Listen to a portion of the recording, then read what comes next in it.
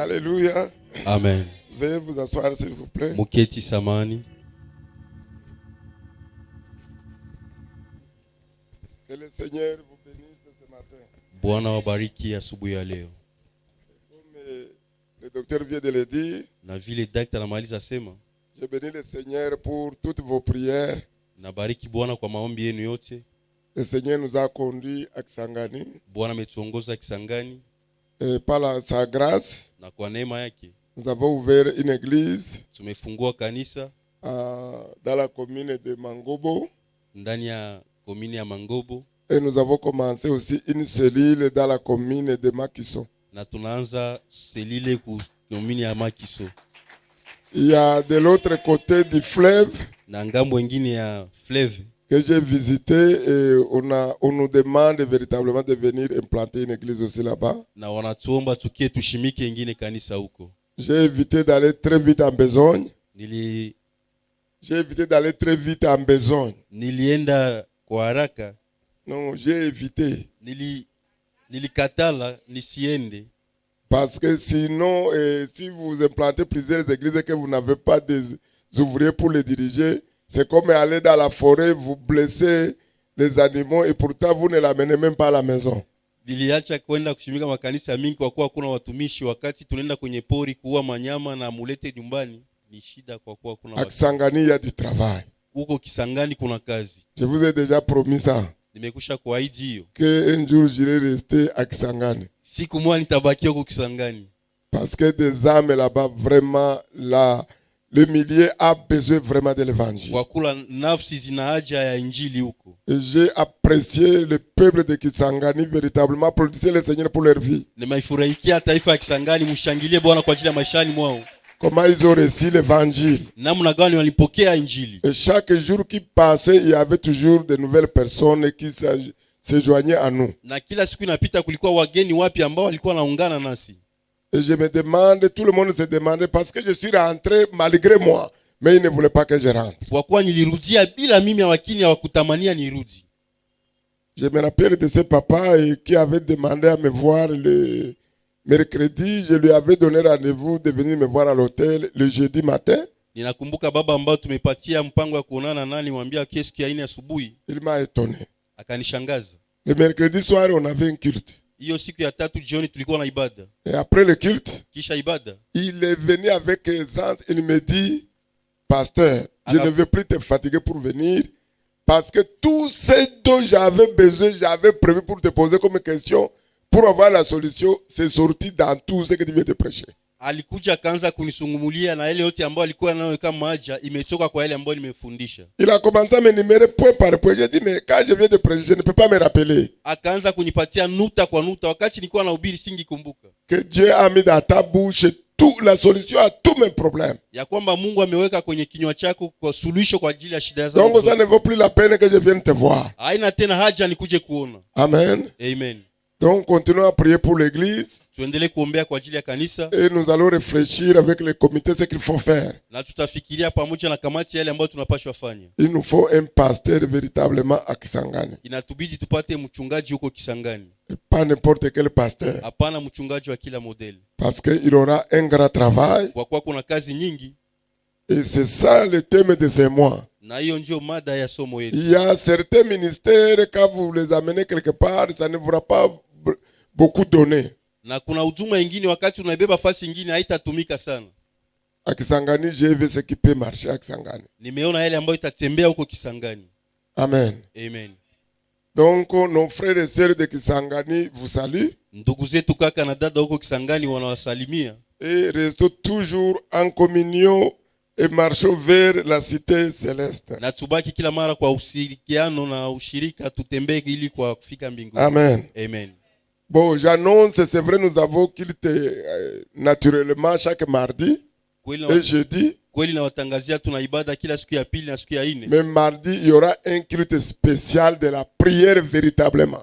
Lakini siku ya pili kutakuwa ibada ambayo itakuwa ya maombi ya kweli. En dehors de jeudi, nous aurons une prière de combat le vendredi prochain. Zaidi ya hiyo siku ya 4, siku ya 5 nazo kuja tutakuwa na hiyo maombi ya mapambano. Invitez les gens, nous allons prier comme nous ne l'avons jamais fait avant. Tualike watu, tutaomba kabla vile hatujawahi kuomba. La semaine prochaine, na wiki ambayo inakuja, normalement je devrais aller à Ijwi. Ningipasha enda huko Ijwi. Je suis obligé de reporter parce que nous avons un séminaire. Nimeibeba kwa mbali kidogo kwa kuwa tunakuwa na semina. Le séminaire va commencer le mardi de la semaine prochaine. Na semina itaanza hiyo siku ya pili ya juma ingine. Si tu es membre de cette église, kama uko mwanamemba wa hiyo kanisa, si tu veux aller loin avec le Saint-Esprit, kama unatamania kwenda mbali na Roho Mtakatifu, ne ratez pas ce séminaire. Usikose hiyo semina. Je disais avant de partir au docteur Didier que quelle que soit la fatigue, on ne peut pas terminer ces thèmes.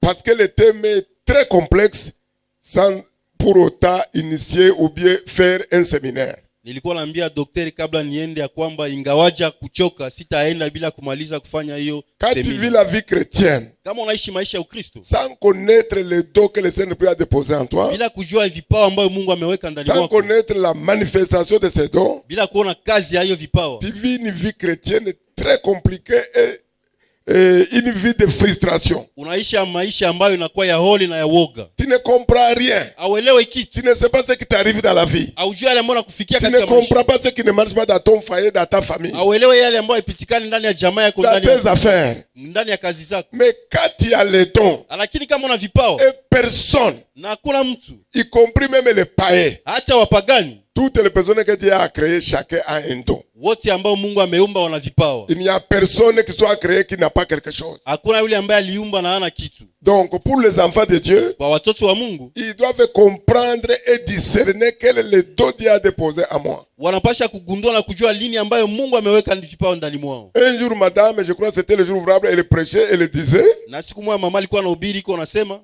que quand on s'est marié, elle ne me connaissait pas, elle ne connaissait pas les dons que j'avais. Wakati tuliolewana akujua ile kipawa ambayo ninakuwa nayo. Mais moi-même je peux le répéter, je ne savais pas. Na mimi mwenyewe nilikuwa nasema sijui. C'est en cours du ministère. Lakini ndani ya huduma, c'est les gens qui ont commencé à me dire. Watu ndio wakaanza sasa niambia. Mais est-ce que tu sais que ce que tu m'as dit hier là, ça s'est accompli aujourd'hui? Je una yale ambayo niambia jana imetimika leo? Moi je ne savais pas. Mimi nilikuwa sijui. Et je ne veux pas que ça soit pour ton cas aussi. Na sijui kama ikuwe sipendi kikuwe kama vile. J'étais obligé de me retirer pour prier, demander à Dieu pour que le don se manifeste consciemment, que je sois conscient que le don là est là. Nikatoka niombe Mungu ili apate kunyonyesha, nipate kujua kwamba ile vipawa viko pale. C'est un don, ce n'est pas une propriété de quelqu'un. Inakuwa vipawa, haiko kitu ya mtu. C'est pourquoi quand ça se manifeste, ndio maana kama inaonekana, tu ne peux pas sortir pour aller dire bon, Dieu m'utilise pour la guérison, amenez tous les malades. Hautatoka uanze kujipiga kifua useme ya kwamba Mungu ananitumia kwa uponyaji, mlete wagonjwa wote. Tu seras honni publiquement. Utapata haya hadharani. C'est le Saint-Esprit qui le fait quand il veut. Ni Roho Mtakatifu ndio anafanya wakati anapenda. C'est pourquoi quand on prie avant de venir à l'église, on prie beaucoup pour qu'il me dise qu'est-ce que tu veux faire aujourd'hui. Ndio maana wakati tunakuja kanisani tunaomba sana ili apate kunyambia nini ambacho nitafanya leo. S'il ne m'a rien dit, kama kunyambia kitu, je vais me taire. Ndanyamaza. Amen. Amen. Un homme de Dieu est allé à, je crois que c'était au Japon. Mtu wa Mungu alienda huko Japan. Un grand homme de Dieu, un évangéliste. Mtu mkubwa wa Mungu mwinjilisti. Et Dieu lui a dit, na Mungu akamwambia qu'il allait guérir tous les sourds. Angiponyesha wale wote ambao wasikie. Et tous les aveugles. Na wote ambao waoni. Et comme c'est Dieu qui a parlé, na vile Mungu ndio alisema, c'est normal, je vais le dire publiquement sans crainte. Ni kweli nitaisema hadharani bila woga. Il a dit sur toutes les télévisions, on est allé prendre dans toutes les provinces les sourds muets et les aveugles. Wakasema hata kwenye mashine zote za TV na radio kwamba walete wale vipofu na wale ambao wasikii. Quand il a fait sa première nuit, wakati alifanya jioni yake ya kwanza, tout ce qui était là était guéri. Wote ambao walikuwa pale wakaponywa. Deuxième nuit, même chose. Siku ya pili hivyo hivyo. Troisième nuit, même chose. Siku ya tatu hivyo hivyo. La nouvelle s'est répandue dans le monde entier que maintenant Dieu a suscité un homme de Dieu qui ne fait que guérir les sourds et les muets. Na habari kaenda dunia yote nzima ya kwamba kuna mtu wa Mungu ambaye anaponyesha vipofu na viziwi. La semaine prochaine, on l'a invité en Suède. Na wiki ambayo inakuja wakamwalika huko Sweden. Arrivé en Suède, Dieu ne lui a rien dit. Lui, il envoie les mêmes annonces qu'au Japon. Na Mungu akumwambia kitu sasa anapana hiyo habari kama vile Japan. D'amener tous les sourds muets et les aveugles. Kuleta wale wote ils ont fait la publicité sur les chaînes de télévision. Wakapitisha hata kwenye mtandao mahali popote. Les gens avaient la nouvelle qu'effectivement c'était passé déjà au Japon. watu wakakuwa na habari ya kwamba limepitikana huko Japan. Il ne va jamais oublier ça. Hata saa wake ile ukija. Première soirée, Hiyo jioni ya kwanza aucune personne n'est guérie. hakuna hata mtu mwenye ponyo. Deuxième jour, Siku ya pili personne n'est guérie. hata kichezo hakuna. Arrivé à l'hôtel, Kufika kwenye il hoteli commence à avoir peur. Heureusement que c'est en Occident. Si en Afrique, on allait le lapider. akaanza kusikia woga, ingekuwa kwa accident bangempiga hata mawe. Il demande, il prie. Il demande à Dieu. Anaomba kiswali. Comment tu peux me faire ça? Namna gani unaweza nifanya? Dieu va lui répondre rapidement. Je t'ai dit au Japon que je vais guérir. Est-ce que si je te l'ai dit? Mungu akamwambia kwa haraka, nikwambia njoo kwa Japan. Est-ce hapa nimekwambia kitu? Tu ne m'as rien demandé. Au kunyomba kitu? Ce que tu fais là, c'est toi-même. Yale ambayo unafanya ni yako mwenyewe. Siko ndani mwa hiyo. Il a eu honte les 3 jours. Personne, aucune n'a eu la guérison. Akapata haya pandayo siku 3, hakuna hata mtu mwenye alipata uponyaji. C'est pourquoi il faut être tellement humble pour exercer le ministère où les deux de Saint-Esprit font marche. C'est lui qui guérit, c'est pas moi. Ndio maana tunapasha kuwa wapole kwa kufanya hiyo kazi ya Mungu. Ni yeye ndio anaponyesha, sio mimi. Et si nous mimi. ne connaissons pas comment discerner ça, Na kama tujue namna gani kutofautisha hiyo, c'est un problème. inakuwa tatizo. Mais il faut aussi distinguer. Unapasha Il y a kutofautisha. les moments où l'orateur peut demander ce qu'il a besoin de la guérison par la foi. Na kuna mara ambayo yule ambaye anayeongoza anaweza ambia wale ambao wanahitaji kuponyesha kwa imani. Là c'est différent. Pale na kwa Il utofauti. peut prier pour vous par la foi. Anaweza kukuombea kwa Ou imani. soit ta foi peut t'apporter la guérison. Ama imani yako inaweza kuletea uponyaji. C'est différent de se tenir ici prêcher que tous ceux qui ont diabète ce matin auront la guérison. Ah. Utofauti kuhubiri hapa asubuhi leo, wote ambao wanagonjwa diabete watapata uponyaji. Je vous ai déjà donné cet exemple, non? Nimekwisha kupatia mfano. Ça m'est arrivé. Imenifikia. Je faisais une croisade au nord du Togo. Nilikuwa nafanya mkutano wa zarani huko nord ya Togo. Et Dieu m'a dit clairement. Mungu akaniambia wazi wazi. Il m'a donné 21 maladies. Akanipatia magonjwa 21. Avec identification de chaque personne. Pamoja na utofauti ya kila mmoja. Tu as l'hypertension. Unakuwa na hypertension. Avec le genre, tu es une femme, ce n'est pas un homme. Unakuwa mwanamke. S'il y a un homme qui a l'hypertension, ne sort pas. C'est une femme. Ananipatia na uhakika ya kwamba ni mwanamke, kama ni mwanaume stoki. Chaque personne sortait. Na kila mtu iko natoka. Chaque maladie avec une personne. Na kila ugonjwa na mtu mmoja. Et effectivement, ils étaient 21. Na kweli walikuwa 21. J'ai prié pour eux. Nikaombea kwa ajili yao. Et quand j'ai terminé, wakati nimemaliza, c'était au début, hein? Ilikuwa mwanzo. Dans les années 2010-2009. Katika 2010-2009. Dans ma fierté, katika kufurahia, j'ai dit maintenant, on faut leur donner le micro, ils vont témoigner. Nikaambia mumpatie sasa mikrofoni watashuhudia. Parce que ça c'était ma propre personne. Kwa kuwa ile ilikuwa umimi wangu mwenyewe. Je voulais que tout le monde sache qu'à Kara, il y a un homme de Dieu qui est arrivé et qui guérit toutes les maladies. Nilitamani kuona watu waone ya kwamba kuna mtu wa Mungu anafika wanaponyesha magonjwa yote. J'ai essuyé la honte. Imetosha hiyo haya. Personne n'a témoigné. Hakuna mtu ambaye alishuhudia. Et j'ai continué à insister. Nikaendelea kukazia. Au lieu de me taire, je continue, mais personne n'est guéri. Nikasema hakuna mtu ameponya. Interprète, il faut bien les expliquer. Nikaambia mtafsirieji, il faut kufasiria mzuri. Ils sont retournés pour aller s'asseoir. Wakarudi wakaenda kukaa. Vous pouvez vous imaginer comment j'étais rentré à la maison. Mnaweza kufikiria namna gani nimerudia nyumbani. J'étais logé dans une maison à côté de la maison du pasteur. Nimekuwa nimeketi nyumba pembeni ya mchungaji. Toute la nuit, je n'ai pas fermé les yeux. Jioni yote sikufunga macho. Je me plaignais. Nilikuwa niko najilaumu. Mais la voix là, elle ne peut pas me mentir. Ile sauti haiwezi nikosea. Pourquoi tu peux me faire ça? Kwa nini unaweza nifanya hivyo? Dieu ne m'a rien dit. Mungu hakuniambia kitu. Il ne m'a pas répondu. Hakunijibu vile vile. J'ai souffert dans mon ego. Nikateseka ndani ya umimi wangu. Maintenant je me posais la question le lendemain, comment je vais faire, comment je vais réapparaître devant tous ces publics là. Sasa nilikuwa niko najiswali kesho sasa nitashimama namna gani kwa hiyo taifa. 5h du matin. Na 5h du matin. Le pasteur est venu frapper à ma porte. Na mchungaji akakia bisha mlango. Eh, pasteur. Kaambia mchungaji. Il y a une maman qui vient d'arriver parmi les mamans pour lesquelles tu as prié hier. Kuna mama mmoja alikuja kuhusu wale mama ambao uliombea jana. Elle est venue témoigner. Anakuja shuhudia. Elle avait le fibrome. Alikuwa na fibrome. C'est parti complètement. Imetoka kweli kweli. Oh, dans mon cœur, j'ai dit, oh, au moins cela peut me soulager.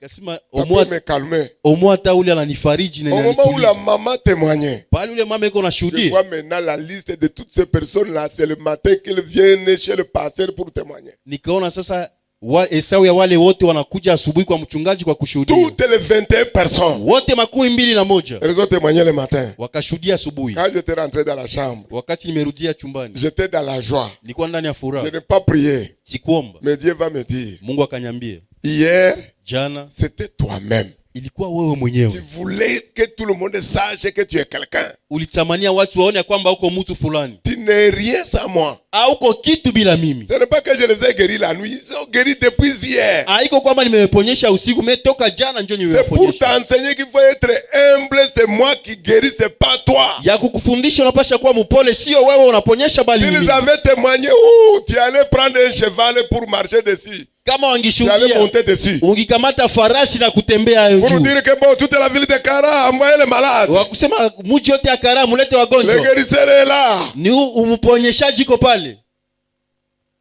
Soyons humbles. Tuwe wapole. Quand nous ne voulons pas l'être, il va nous laisser et nous serons honnis par Satan. Kama tupendi kuwa wapole atatuacha na tutazaraulika kwa shetani. C'est pourquoi la semaine prochaine, Ndio maana wiki inakuja nous allons faire un séminaire d'enseignement tutafanya hiyo semina ya mafundisho sur les dons du Saint-Esprit. kuhusu hiyo vipawa vya Roho Mtakatifu, Et nous allons planter le décor ce matin na tutaanzia kianzilishi ya mwanzo leo, parce que le thème de ce mois, kwa kuwa somo yetu ya hii mwezi comme vous le savez très bien, vile mnavijua vizuri, notre thème c'est place et rôle des dons spirituels dans la conquête victorieuse de notre territoire. fasi na kazi ya vipawa vya Roho Mtakatifu katika mapambanaji ya ushindi wetu. Si nous voulons réussir dans la vie, Kama tunatoka tufaulu ndani ya maisha, il faut être là où tu es dans la volonté de Dieu. unapasha kuwa mahali ambapo uko kwenye mapenzi ya Il faut Mungu. faire ce que Dieu te demande de faire. Unapasha fanya yale ambayo Mungu anakuambia ufanye. Amen. Amen. Je n'avais pas prévu dans mes notes, Sikuandaa katika buku yangu, mais je vais lire un verset biblique lakini ndasoma shairi ya Biblia qui va beaucoup nous édifier avant de commencer mon message. ambayo itatutia moyo wakati kabla tuanze ujumbe wetu. Nous allons voir les proverbes. Tuko ndani ya Mezali, Proverbe 19-21. Mezali 19:21. Ça va nous permettre, même si je n'avais pas prévu ça, mais je vois que ça va nous permettre de comprendre bien le message de ce matin. Hata kama kuiandaa ile itatusaidia tuelewe vizuri ujumbe asubuhi ya leo. Proverbe 19-21, là il est écrit. Mezali 19:21. Il y a dans le cœur de l'homme beaucoup de projets. Kuna ndani ya moyo wa mwanadamu mirazi mingi, Mais c'est le dessein de l'Éternel qui s'accomplit. lakini mapenzi ya Bwana ndio yanatimilika. Alléluia. Amen. Excellent Saint-Esprit, je te laisse toute la place. Parle à ton peuple au nom de Jésus. Amen.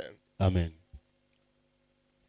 Il y a plusieurs projets dans nos cœurs. Kuna mirazi mingi ndani ya mioyo yetu. Nous voulons entreprendre beaucoup de projets. Tunatafuta fanya mirazi mingi. Nous voulons faire beaucoup de choses à la fois. Tunatafuta fanya vitu mingi kwa pamoja. Nous voulons voyager plusieurs endroits. Tunataka kusafiri mahali mingi. Parfois, nous avons embarras de choix pour véritablement savoir ce qu'il faut faire. Mara tunakosa hata chaguo ya kujua nini ambayo tunatafuta fanya. Et celui qui a écrit ça là, Na yule ambaye aliandika hiyo c'était l'homme le plus sage ilikuwa mtu mwenye hekima sana, qui avait expérimenté toutes ces choses-là. ambaye aliishi hivi vitu vyote. Et la Bible l'a appelé, Na Biblia kamuita, il est l'homme le plus sage, et l'homme le plus sage puisque lui c'est Jésus seul. Parce que Dieu avait dit que si la terre à son époque et maintenant même personne n'aura la sagesse de Salomon. anakuwa mtu mwenye hekima na busara sana. Hakuna mtu mwenye iko na hekima na busara kama vile Salomoni.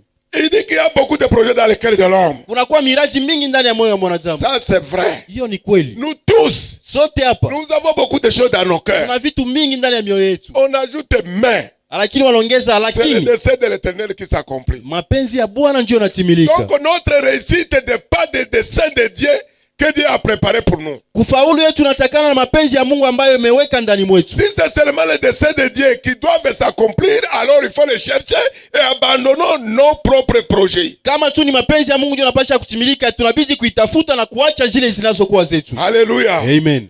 C'est très simple. Inakuwa vyepesi. Parfois nous courons, nous faisons nos propres efforts. Mara tunakimbia, tunajitahidi sisi wenyewe. Nous comptons sur des relations. Tunahesabia ile uhusiano Nous yetu. comptons sur notre capacité intellectuelle. Tunahesabia ile ujuzi ama akili Nous yetu. comptons sur tout ce qui nous entoure. Tunahesabia kwa yale ambayo Nous yanatuzunguka. comptons sur ce que nous avons. Tunahesabia kwa yale ambayo tunakuwa Mais nayo. je te dis, si tu comptes sur le Seigneur Na- et comptes sur les dons qu'il a déposés en toi, tu ne peux jamais échouer. Na kuambia kama unatumainia Mungu na kutumainia ile ambayo ameweka ndani mwako hautashindwa kamwe. Et c'est donc que chacun a réussi et en accord avec le plan de Dieu pour notre vie. Na vipawa ambavyo viko ndani mwetu inakuwa inaambatana na yale ambayo yanakuwa maishani Il mwetu. ne te placera pas là où sa grâce ne te soutiendra pas. Acha kuweka mahali ambapo neema yake haitakukamata. Là où il te place, il t'équipe, il te donne tout ce dont tu auras besoin pour aller de l'avant. Mahali ambapo anakushimika kwa na kuwakia kila kitu na kutilia ile ambayo anakuwa kwa kwenda mbele.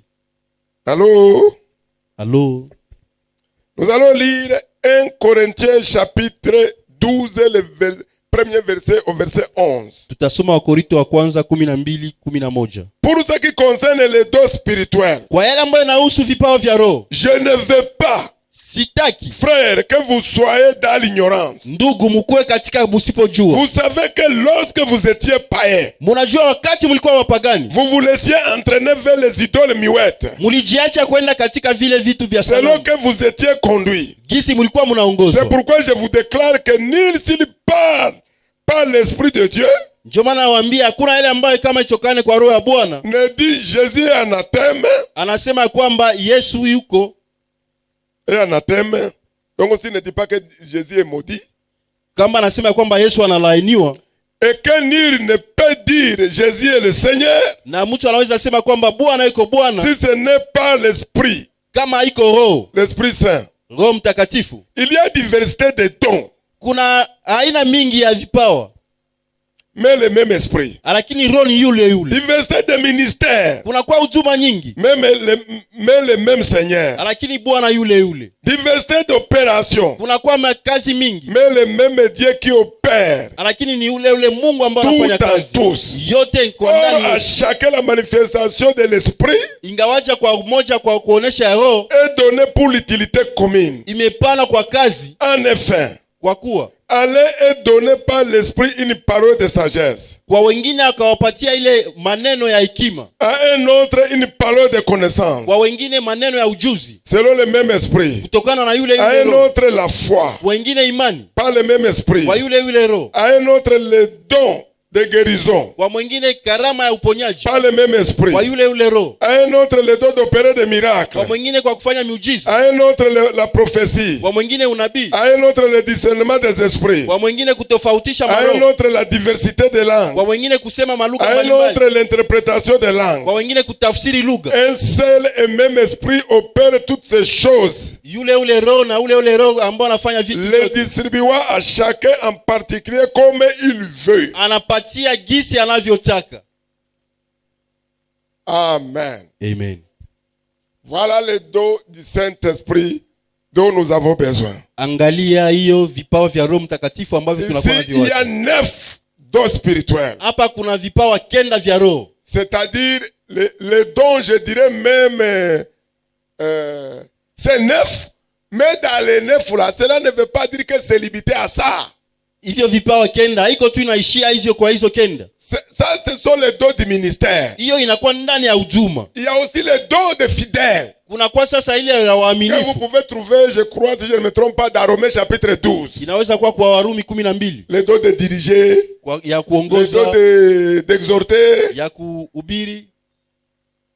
On les avait vus dans mon message là où je disais les dons et l'appel. Tumeona katika ujumbe yangu ile vipawa na mwito. Alléluia. Amen. Tout ce que Jésus a accompli à la croix du Calvaire, Yote ambayo Yesu alitumika katika msalabani, c'est le Saint-Esprit qui est chargé de nous le distribuer. ni Roho Mtakatifu ndio anakuwa anazigawanya. Jésus est mort à la croix. Yesu amekufa msalabani. Il a tout accompli pour que nous soyons libérés de la pauvreté, des maladies, des infirmités, tout ce qui est mauvais. Amekufa ili tupate kuponyeshwa na yale yote ambayo yamekuwa mabaya. C'est pourquoi il disait à ses disciples, il serait favorable, il serait agréable ou avantageux pour vous que je m'en aille. Ndio maana alikuwa anawaambia wafuasi wake ni vizuri kwamba mimi nipate kwenda. Et quand je partirai, Na wakati itakapoenda, je vous enverrai le Paraclétos. nitawatumia ule Je vous enverrai quelqu'un comme moi, nitawatumia mtu kama mimi, de la même nature que moi, ya ile ombo kama qui mimi, fonctionne comme moi, anatumika kama qui mimi, a la capacité comme moi, ambaye anakuwa na uwezaji kama qui mimi, opère à moi. ambaye anatumika ndani Et mwangu, celui qui viendra maintenant vous conduire en toutes choses, na yeye atakuja kuongoza katika kila il kitu, vous enseignera, atawafundisha, il vous révélera les choses. atawafunulia vitu Ce que je vous ai enseigné, yale ambayo il nimewafundisha, va vous le rappeler. atawakumbusha, Il vous donnera l'intelligence, atawapatia ujuzi, la connaissance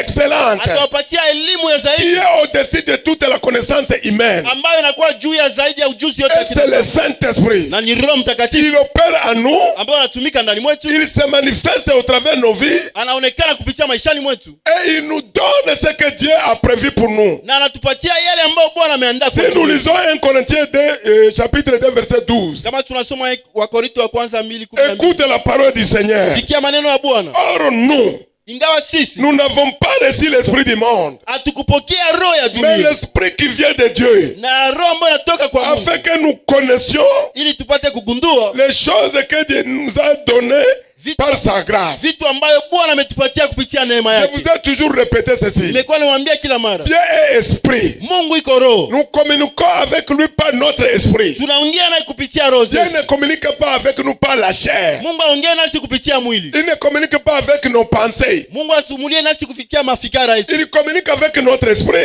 anaongea kupitia roho zetu. Notre esprit, c'est-à-dire Dieu télécharge sa pensée, sa connaissance dans notre esprit. Inamaanisha kwamba Mungu anaweka vile vitu vyote ndani ya roho zetu, Et notre esprit le télécharge dans notre âme. na ile roho yetu ndio sasa inaweka ndani ya Et ame, cela se manifeste dans notre corps physique. na yale yanaonekana katika mwili C'est wetu comme ça ambao que les choses marchent. na hivyo ndivyo vitu Et je vous inatembea. ai toujours répété. Nimekuwa niwaambia kila mara, Si vous voulez avoir un ministère ou bien une église qui a un impact sur les fidèles, kama mnapenda kuona kanisa ambayo inakuwa natokea kwa ajili ya il faut waaminifu, que cette église soit à la fois spirituelle et physique. inabidi ile kanisa ikuwe ndani ya kiroho na ikuwe ndani ya Parce que kimwili. l'église est céleste, Kwa kuwa hiyo kanisa iko kia juu ya à la Mungu, fois terrestre. na hapa chini Parce que duniani, nous sommes des kwa ambassadeurs kuwa tuko wabalozi de Dieu wa Mungu sur la terre. hapa duniani. Si nous sommes ses représentants, Kama tunakuwa wakilishi wake, c'est-à-dire que nous sommes sur la terre, inamaanisha tuko mais duniani, notre cité céleste, notre à la maison, c'est au ciel. lakini mahali petu pa kukaa ni huko juu mbinguni. Qu'est-ce qui nous crée des problèmes? Nini ambayo inatuletea Quand on tatizo? te demande qui es-tu? Kama unakuambia wewe uko nani? Oh,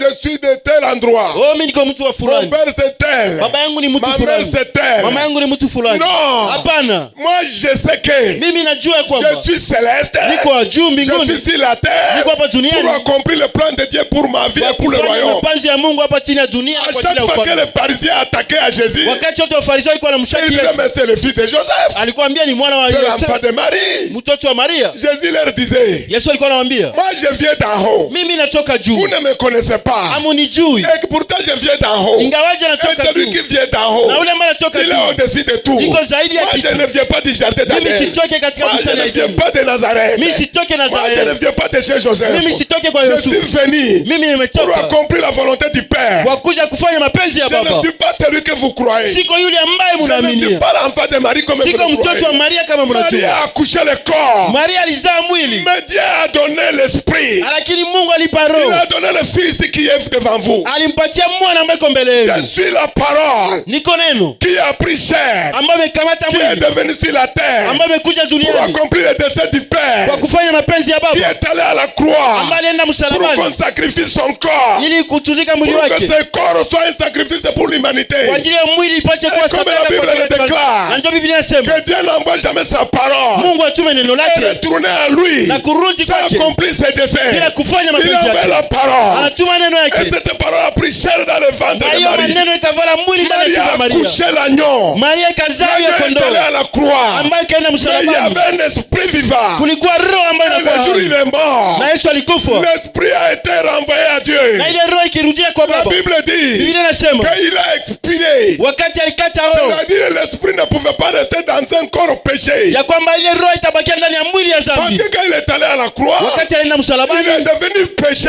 alikuja mfanya pour que nous dhambi soyons justifiés. ili tupate kutetelewa Et quand haki. il est mort, Wakati alikufa le troisième jour, siku ya tatu il est resté de mort. alibakia kufufuka Si kwenye vous vous wafu. rappelez, Kama il y a mnakumbuka, les femmes qui ont voulu le toucher. kuna watu ambao walitamani Il a dit kumgusa. non, Akasema je dois hapana, retourner faire le rapport. napasha aende kwanza kupanda Je suis la ripoti. parole qui était venue sur la terre. Niko neno alikuja Cette duniani. parole a accompli la mission pour laquelle elle était venue. Wakati ile neno lilifanya kazi ambayo ilikuja Cette parole doit duniani. aller présenter le sang. Inapasha aende kuonesha Le damu. sang immolé. Jamu ambayo L'agneau limemwagika. immolé. Ile jamu ambayo Présente limemwagika. le sang. Ilipasha Et ngakika. quand le Seigneur verra le Na sang, wakati damu atenda hiyo damu. là, Pale il pourra envoyer le Saint-Esprit atatuma Roho pour Mtakatifu venir sauver les hommes. kwa kuja kuokoa wanadamu. Alléluia. Amen. Et quand il va sauver les hommes, Wakati ataokoa il wanadamu, va leur donner les dons. atawapatia vipawa Parce qu'il sait très bien. kwa kuwa anajua vizuri. Sans le don du Saint-Esprit, Kupitia ile Roho tu ne Mtakatifu peux rien faire. hawawezi fanya kitu. Sans le don du Saint-Esprit, Ile Roho tu Mtakatifu ne peux pas prier pour les malades. hawezi ombea wagonjwa. Sans le don du Saint-Esprit, Bila hiyo tu ne vipawa vas pas connaître l'avenir. hawatajua Sans kesho le yao. don du Saint-Esprit, Bila hiyo vipawa vya tu Roho ne peux rien Mtakatifu pour ta nation. hautafanya kitu kwa taifa lako. Bila Roho Le Mtakatifu Satan va tourmenter ton na foyer. shetani ataribisha jamaa yako. Bila Roho Il Mtakatifu sera un chrétien tout simplement théologien. utakuwa Mkristo tu wa kiteolojia. Et il est dangereux plus qu'un païen. Ninakuwa hole ile zaidi kuzidi mpagani. Un religieux, je le dirai toujours. Nitakuwa nasema kila mara, mtu mwenye dini, Vous savez, mnajua, ne critiquez jamais l'église. usingeli kuhukumu kila mara kanisa, Mais les faux enseignants, lakini wale nous wahubiri devons les wabaya attaquer par les bons enseignements. tunapasha kuyashambulia na mafundisho mazuri. Pourquoi? Kwa nini? Vous allez voir certaines églises Mtaona makanisa où mengine aujourd'hui ils acceptent l'homosexualité. ambao wanakubalia hiyo kuoana ya Mungu Non, kwa ce n'est pas Mungu. l'église qui a accepté. Sio kanisa C'est ndio des hommes imekubali, qui acceptent. ni watu ndio Il y wanakubali. aura le réveil là-bas. Kunakuwa uamsho kule, Il y aura le réveil parmi ces hommes-là. kutakuwa uamsho Il kupitia y a wale watu, d'autres qui ne vont pas accepter. na kuna wengine ambao pashe Dieu va kukubali. les utiliser pour transformer là où ils sont. Mungu atawatia kubadilisha mahali ambapo wako, Pour qu'ils puissent connaître le véritable Dieu. ili wapate kujua Mungu wa kweli. Alléluia. Amen. Si tu sais que tu es la parole. Kama unajua kwamba uko neno, La parole était Jésus. maneno ilikuwa Yesu, Et nous sommes menés maintenant avec cette parole. na tunakuwa na hiyo maneno, C'est cette parole qui nous a donné la nouvelle naissance. na hiyo ndio imetupatia tena kuzalika upya. Alléluia. Amen. La Bible nous dit Biblia inatuambia que personne, hakuna mtu, là où nous venons de lire, mahali ambapo tunamaliza sema, que vous savez que lorsque vous étiez païen, mnajua wakati mlikuwa mko wapagani, je commence d'abord, inaanza pour ce qui concerne les dons kwa yale ambayo inahusu vipawa spirituels, ya roho. je ne veux pas, Sitaki frères et sœurs, ndugu, kaka na que dada, vous soyez dans l'ignorance. ya kwamba musingelikuwa ndani ya Jusqu'aujourd'hui, il y a des gens qui kutokujua. sont ignorants de ces choses. Toka sasa kuna watu ambao waelewe hivi vitu, Des religieux qui ne croient pas wale kina dini ambao waelewi. au règne spirituel. Kwa hiyo kurenye spirituel, Si tu veux comprendre, kama unataka kujua, tu es le résultat de ce que tu es spirituellement. uko tokeo yale yale ambayo uko Tu sasa, es l'image de ce que tu es spirituellement. uko picha yale ambayo uko sasa. Si tu traverses les situations, Kama unapitia majira tout est compliqué. yote inakuwa C'est parce vigumu, que spirituellement, kwa kuwa ndani ya kiroho tout est gâté là-bas. yote inakuwa huko, Une fois tout est adressé spirituellement, yote ambayo inatengeneza huko la vie kiroho, devient normale. na maisha yako vile itakuwa ya C'est rahisi. pourquoi quand tu veux contrôler les circonstances, Ndio maana kama unataka kugundua il hiyo faut le majira, contrôler à partir du monde spirituel. anza kwanza katika hiyo hali ya kiroho, Parce que toi, tu es esprit kwa kuwa wewe uko roho qui habite dans un corps ambayo ni keti ndani ya mwili avec une âme à l'intérieur. pamoja na nafsi ambayo inakuwa ndani. Alléluia. Amen. Il va dire qu'ils ne font pas que nous soyons dans l'ignorance. Anawaambia sitamani mkuwe ndani ya Que lorsque vous étiez païens, ya kwamba wakati mlikuwa vous vous wapagani laissiez entraîner vers les idoles. mlijiacha kwenda katika hiyo vitu vya Les kuabudu, idoles muettes. hiyo vitu kuabudu Les idoles, ce masanamu. n'est pas seulement quelque chose qu'on a fabriqué. Haiko tu vitu ambavyo wametengeneza, Non. hapana. Tu prends l'idole comme ton diplôme. Unakamata kama cheti yako ya Tu shule, prends l'idole comme ton parent qui est ministre, qui est DG. unakamata kama vile baba yako ambayo anakuwa ministre ama DG, Il devient une idole pour toi. inakuwa kama vile kitu ambayo Oh, unaabudu moi, kwa je sais ajili que je yako. vais réussir. Najua Quand j'aurai mon diplôme, wakati tapata j'ai mon cheti, oncle qui est ministre. ninakuwa na baba J'ai yangu mon ambaye cousin qui est DG. ninajua baba yangu ambaye iko DG. La Bible dit tu es malheureux parce que tu comptes, tu t'appuies sur les hommes. Biblia inasema wewe uko mtu waole kwa kuwa Parce que la unajiambatanisha Bible na dit kwa watu. malheur à celui qui s'appuie sur les hommes, sur la chair, au lieu de s'appuyer sur l'éternel. Biblia inasema alainiwa maole yule ambaye anambatanisha na kwa mtu baada ya kuhesabia kwa Mungu. Parce que quand ils vont te décevoir là, Wakati watakuvunja moyo, c'est comme si ta vie était dans les mains. Mais ta vie n'est pas dans les mains de tes oncles. Maisha yako haiko katika mikononi ya wajomba Ta wako. vie est dans les mains de ton créateur. Maisha yako iko katika mikononi Tu ya as un Mungu. problème, il faut retourner auprès du créateur Kama pour te dire ce unatatizo qu'il faut ambia baba faire. ambaye alikuumba, hapana kuyenja atakupatia suluhisho. Il continue. Selon que nous étions conduits par ça. Tulikuwa tunaongozwa ndani ya hiyo. Vous allez entendre les gens dire, Mutasikia watu wanasema, j'ai mon oncle qui est ambassadeur, mais il ne fait rien, il ne fera même rien. kuna mjomba yangu ambaye yuko balozi kufanyisia kitu na hata kufanyisia kitu. J'ai ma tante, elle ne m'aime pas. Oh, niko na shangazi yangu alipenda Tout kitu. le monde n'a qu'à te haïr. Na watu wote wanapata tu Si Dieu kuchukia. t'aime, toi et Dieu, vous êtes la majorité. Kama Mungu anakupenda wewe na Mungu muko wengi. Pourquoi vous voulez forcer les gens à vous aimer? Kwa nini mnatamania kufanya watu wawapende? Si Dieu m'aime là, Kama Mungu ananitamani, tout le pays entier n'a qu'à me détester. hata dunia yote nichukie. Moi, avec lui, nous sommes la majorité. Mimi na yeye tunakuwa Nous wengi. pouvons vous contrôler votre esprit, votre âme, et vous ne pourrez rien faire. Tunaweza kugundua na kuchunguza hiyo mioyo yenu na mtafanya kitu. Nous voulons l'amour des hommes qui ne disent même pas. Tunapenda hiyo upendo wa watu ambao ikawia tu. L'amour hypocrite. Na hiyo ambayo inakuwa L'amour hypocrite. d'intérêt. Ya kwa faida. L'amour qui n'entend quelque chose que de retour. Ambayo nasubiria kitu ambayo itakujia tu kwa Ce n'est baba. pas l'amour agapé. Haiko upendo Ça, agapao. c'est philéo. Ile inakuwa fileo. Je t'aime parce que, Na kupenda kwa kuwa comme ceux qui se marient ici, la Kwa fille wale que ambao je vais marier, wanaoana. elle est mince ou oh teint iko clair. iko Là, je mwembamba prends. pale nachukua. Et si elle arrive, elle est grosse, tu vas faire comment? Na saa nafika anakuwa mwenene utafanya. Oh, j'aime celles qui sont grosses. Oh, napenda wale ambao iko Elle wewe. arrive chez toi et devient. Na Tu vas wale faire ambao comment? wanakuwa kwa mbembamba utakuwa ni namna gani? L'amour agapé. Ile upendo Tu agapao. continues à l'aimer, qu'elle prenne du poids, qu'elle maigrisse. Elle est toujours, tu gardes le même amour que tu avais dans le Unaendelea commencement. kumpenda anenepe abakie mwembamba, unabakia tu kuchunga hiyo Ça upendo ne doit ambao pas changer par les circonstances du cours de la vie. haipashe kubadilisha na majira ya dunia. Non. Hapana. Alléluia. Amen. Donc, c'est pourquoi je vous déclare que nul, s'il parle par l'Esprit de Dieu, Ndio maana nawaambia kwamba kama mtu aseme kwa roho ya Mungu, et ne dit Jésus est anathème, c'est-à-dire Jésus est maudit, anasema kwamba Yesu Kristo amelainiwa, que nul ne peut dire Jésus est le Seigneur, na mtu hakuna mmoja anaweza sema Yesu ni Bwana si ce n'est pas l'Esprit de Dieu. kama haiko roho ya Mungu. Je vais m'expliquer. Ndajifasiria. À chaque fois, vous pouvez me demander, par exemple, quelqu'un peut être sorcière. Kila mara mnaweza ni swali ya kwamba kwa mfano mtu iko mchawi, Il peut dire que Jésus est Seigneur. anaweza sema Yesu Kristo ni Bwana. Mais cela ne fait pas de lui un enfant de Dieu.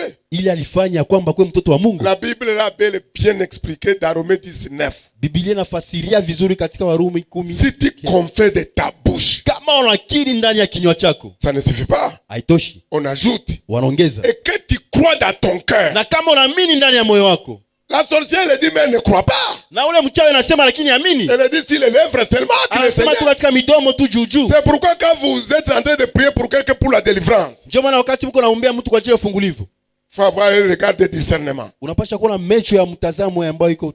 Oui, nous avons expérimenté ça un peu à Kisangani. Ndio tumeishi hiyo, tumefanya hiyo huko Kisangani. Tu essaies de regarder la personne. Unamtizama Tu mtu, regardes le mouvement de l'esprit qui conduit la personne. unaangalia roho ambayo iko naongoza ule mtu. C'est que si l'esprit de Dieu va te parler, il s'agit de quel esprit? Yale ambayo iko kweli, Mungu atakuonesha hiyo ni roho gani. Quand la personne tombe en transe, Kama wewe mtu anaanguka hivyo elle n'est plus elle-même.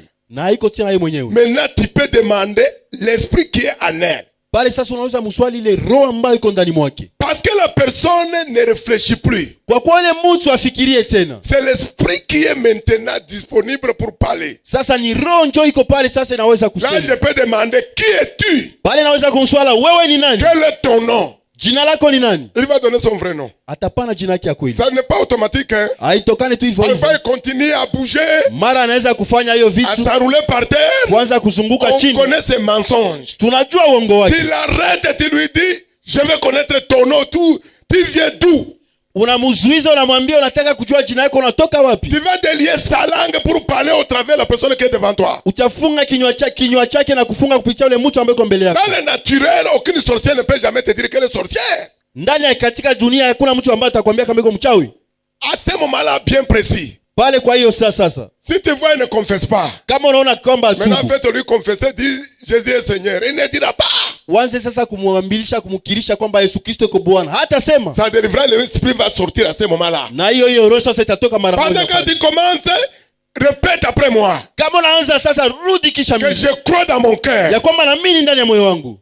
Elle fait la tête comme ça. Anatingiza kichwa Parce chake. que l'esprit ne croit pas que Jésus est son Seigneur. Kwa kuwa ile roho iko ndani mwake amini kwamba Son Yesu Seigneur, Kristo ni c'est le Bwana. diable. Inakuwa tu shetani. À ce moment-là, il faut insister maintenant. Tu peux réprimander l'esprit. Tu dis, sors maintenant. Je vais donner à la personne le Saint-Esprit. Pale sasa unaweza kufukuza ile roho na kuambia unapasha kupatia roho huyo mtu Roho Mtakatifu. C'est là où tu vas voir, il commence à faire le jeu, l'esprit s'en va. Njoo utaanza ona sasa anaanza kuchana naenda. Et quand il s'en va, tu n'as pas besoin que la personne te dise, tu sais que l'esprit est parti. Unataja kuambia unajua kwamba ule roho ishaenda. Une fois on faisait une croisade au Togo. Mara tukua fanya mkutano wa zarani kwa Togo. C'était un village. C'est presque tout le monde est sorti. Ilikuwa kijijini ambayo watu wote walikuwa wako wachawi. Et quand c'est comme ça, na kama ni hivyo, Dieu déploie l'onction nécessaire pour délivrer les milieux. Mungu anakupatia hiyo upako ambayo inafaa kwa kufungua mali yako. La croisade se termine normalement au plus tard à 22h. Na hiyo mkutano wa zarani ilikuwa inamalizika 22h. Ce jour-là, on a terminé à 2h moins le quart. Hiyo siku tukamaliza 2h moins. À cause d'une petite fille seulement. Kwa ajili tu ya binti mdogo tena. D'autres, les gens étaient plus de 60 à terre. Watu walikuwa zaidi ya 60 wako chini. On a délivré un à un. Tukaanza kufungua moja kwa moja. Il y avait une petite fille. Kulikuwa binti mdogo. Je l'avais confié à un jeune pasteur qui prie pour elle.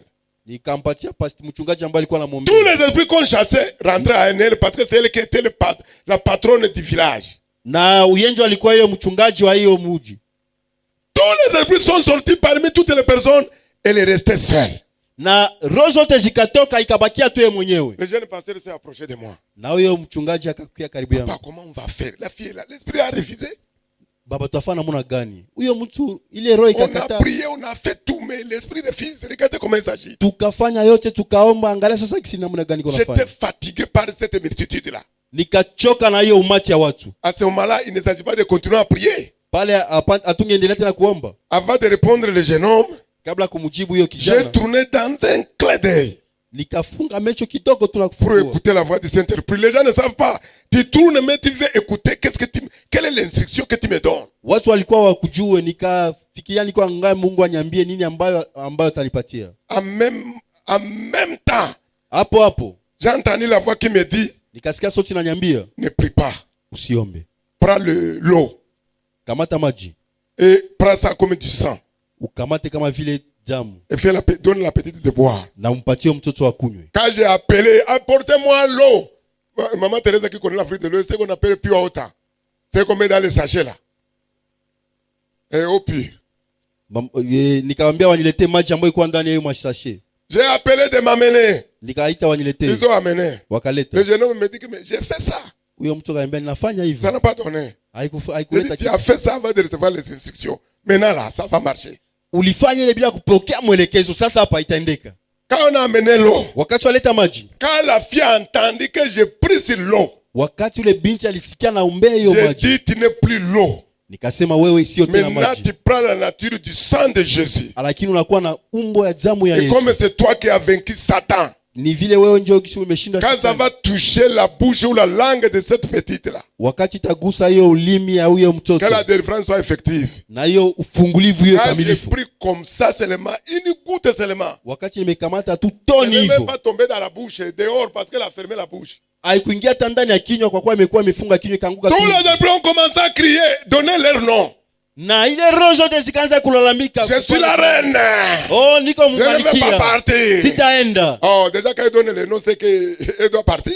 Kama tu anapana jina anajua kwamba atatoka na. Elle vient de se dévoiler déjà. Anajifunua sasa. En même temps, deuxième goutte. Na hapo pale sasa toni ya pili. Tous les esprits étaient partis, la fille était libérée. Na hiyo roho zote zikaenda na ile binti akafunguliwa. Tout le village. Na hiyo kijijini yote. Le matin, on a ouvert une église de plus de 200 personnes parce que le grand qui régnait sur la communauté vient d'être délivré. Na tukafungua asubuhi kanisa ambayo kunakuwa zaidi ya watu 200 kwa kuwa ile pepo zote ambayo ilikuwa navamia. Maintenant à la fin, si je le fais confesser, répète que Jésus est Seigneur. Na kwa mwisho sasa namwambia rudilia kama Yesu ni Bwana. C'est ça la confirmation qu'elle est délivrée, elle a répété à haute voix. Na hiyo sasa ndio inakuwa uhakikisho kwamba c'est ça que la Bible dit que l'esprit impur ne peut jamais dire que Jésus est Seigneur. Na ndio maana roho mchafu haiwezi sema kwamba Yesu Kristo yuko Bwana, haiwezekani. Et personne ne peut dire que Jésus est Seigneur si ce n'est l'esprit de Dieu en lui. Na kila mtu anaweza sema kwamba Yesu Kristo ni Bwana kama iko roho ya Mungu ambaye iko ndani mwake. Alléluia. Amen. Il dit que c'est en confessant de la bouche. Inasema kwamba kwa kukiri kwa kinywa, en croyant du cœur, kwa kuamini ndani ya moyo, qu'on parvient au salut. ndio tunafikia huko. Notre délivrance c'est comme ceux qui disaient que Moi, j'ai pris dans mon cœur. Ndio maana wale ambao wanasema kwamba mimi naomba ndani ya Tu moyo n'auras wangu, aucun résultat. hautapata tokeo. Soit, ça peut être les prières de supplication. Mara inaweza kuwa maombi ya kusii, Mais nous qui prions pour combattre, sisi ambao tunaomba kwa kupigana. si tu ne combats pas pour que Satan entende ta voix, Kama upigane shetani asikie sauti yako, tu vas demeurer dans ces combats. utadumu ndani ya hiyo. La Bible dit de parler. Biblia inasema On n'a useme. pas dit de parler avec le cœur. Le Aba cœur kusema parle. useme ndani ya moyo, hapana. Faut parler. Unabidi On sema. t'a donné la bouche pour parler. Wamekupatia kinywa kwa On t'a kusema. donné les pieds pour marcher. Wamekupatia miguu On ya n'a pas dit kutembea. de murmurer. Hawakusema Il faut kujilaumu. dire Satan, tu n'as pas ta place dans ma maison. Unapasha sema shetani hana nafasi nyumbani mwangu. Il va partir. Na ataenda. Tu ne lui parles pas. Kama umwambie, Il va rester. atabaki.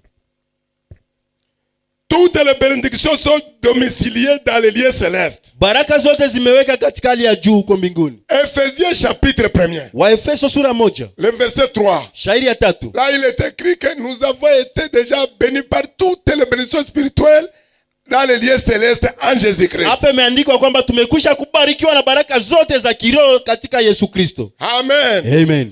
C'est ça la question de tous les chrétiens. Mais ces bénédictions sont où je souffre. Na hiyo ndio inakuwa shairi ya Wakristo wote. Sasa iko La wapi na vie mimi? chrétienne, c'est une vie d'obéissance. Maisha ya Ukristo ni maisha ya utiifu. Ce n'est pas une vie de loi.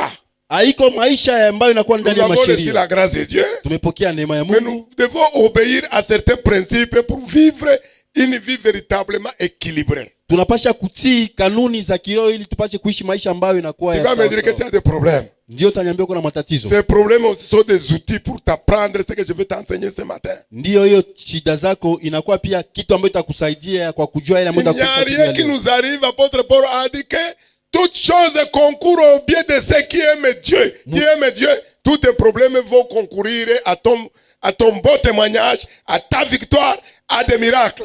Mtume Paulo anatuambia kwamba yote inakuwa vizuri kwa wale ambao wanampenda Mungu. Kwa kuwa itakusaidia upate kukomaa vizuri. Maintenant, nous allons voir. On nous parle de la diversité des dons. Sasa wanatuambia ile huduma nyingi. Nous allons voir, il y a 3 aspects. Unakuwa na vipande 3. Donc, il y a les dons spirituels Ya kwanza kunakuwa ya ndani ya kiroho qui sont donnés par le Saint-Esprit. ambayo imepaniwa na Roho Mtakatifu. On nous parle ici du ministère. Wanatuambia hapa juu ya huduma. Il y a diversité des dons. Kuna karama nyingi. Je vais lire dans ma version. Nitasema kwenye ukurasa wangu. Parce que dans ma version, il y a trop de détails. Kwa kuwa kuna Il y a diversité des dons, c'est-à-dire des facultés extraordinaires distinguant certains chrétiens Kuna en hali ya- raison de la puissance et de la grâce divine opérant dans leur âme par leur esprit, par le Saint-Esprit. Mais le même esprit. Diversité des ministères, c'est-à-dire nous avons les dons. C'est le Saint-Esprit qui les donne. Inamaanisha kuna vipawa ambayo Roho Mtakatifu ambao anapana Diversité des ministères, ça c'est Jésus qui donne. na hizo kazi ambayo Yesu Kristo Parce qu'il dit anapana. diversité des ministères, mais le même Seigneur. Lakini ni Bwana ni yule yule. Alléluia. Amen. Diversité d'opérations, Kuna kazi nyingi vile, mais le même Dieu qui opère tout en tout. lakini ni yule yule Mungu ambaye anafanya yote ndani ya yote. Ça veut dire quoi? Inamaanisha nini? Le Saint-Esprit nous donne les dons. Roho Mtakatifu anatupatia vipawa. Jésus nous donne le ministère pour exercer pour ces dons. Yesu Kristo anatupatia huduma ama kazi ya kufanya Et kwa Dieu ajili ya opère vipawa. des miracles au travers nous. Na anasema sasa ufanye miujiza kupitia sisi. Amen. Amen. Donc, si les dons spirituels, Kwa vipawa vya roho, je peux te poser la question. naweza kukuswali, En quoi suis-je différent de l'autre? kwa nini nakuwa na utofauti kwa mwingine? Vous voyez que le don que nous venons de voir, c'est 9. Munaona kwamba vipawa kenda ndio tunamaliza ona. Mais si tu regardes, on parle, on doit travailler dans la diversité. Lakini wanasema tutatumika ndani ya ujumla. C'est pourquoi quand vous voyez quelqu'un copier, Ndio kama munaona mtu iko naiga. je vais un pasteur prier comme ça, Nimeona mchungaji iko naomba hivi. je vais le pasteur faire la main comme ça. Nimeona mchungaji iko nafanya mkono hivi. Mais c'est le Saint-Esprit qui l'a utilisé comme ça. Ni Roho Mtakatifu ndio alimtumia hivi. Pour opérer, ça va réussir.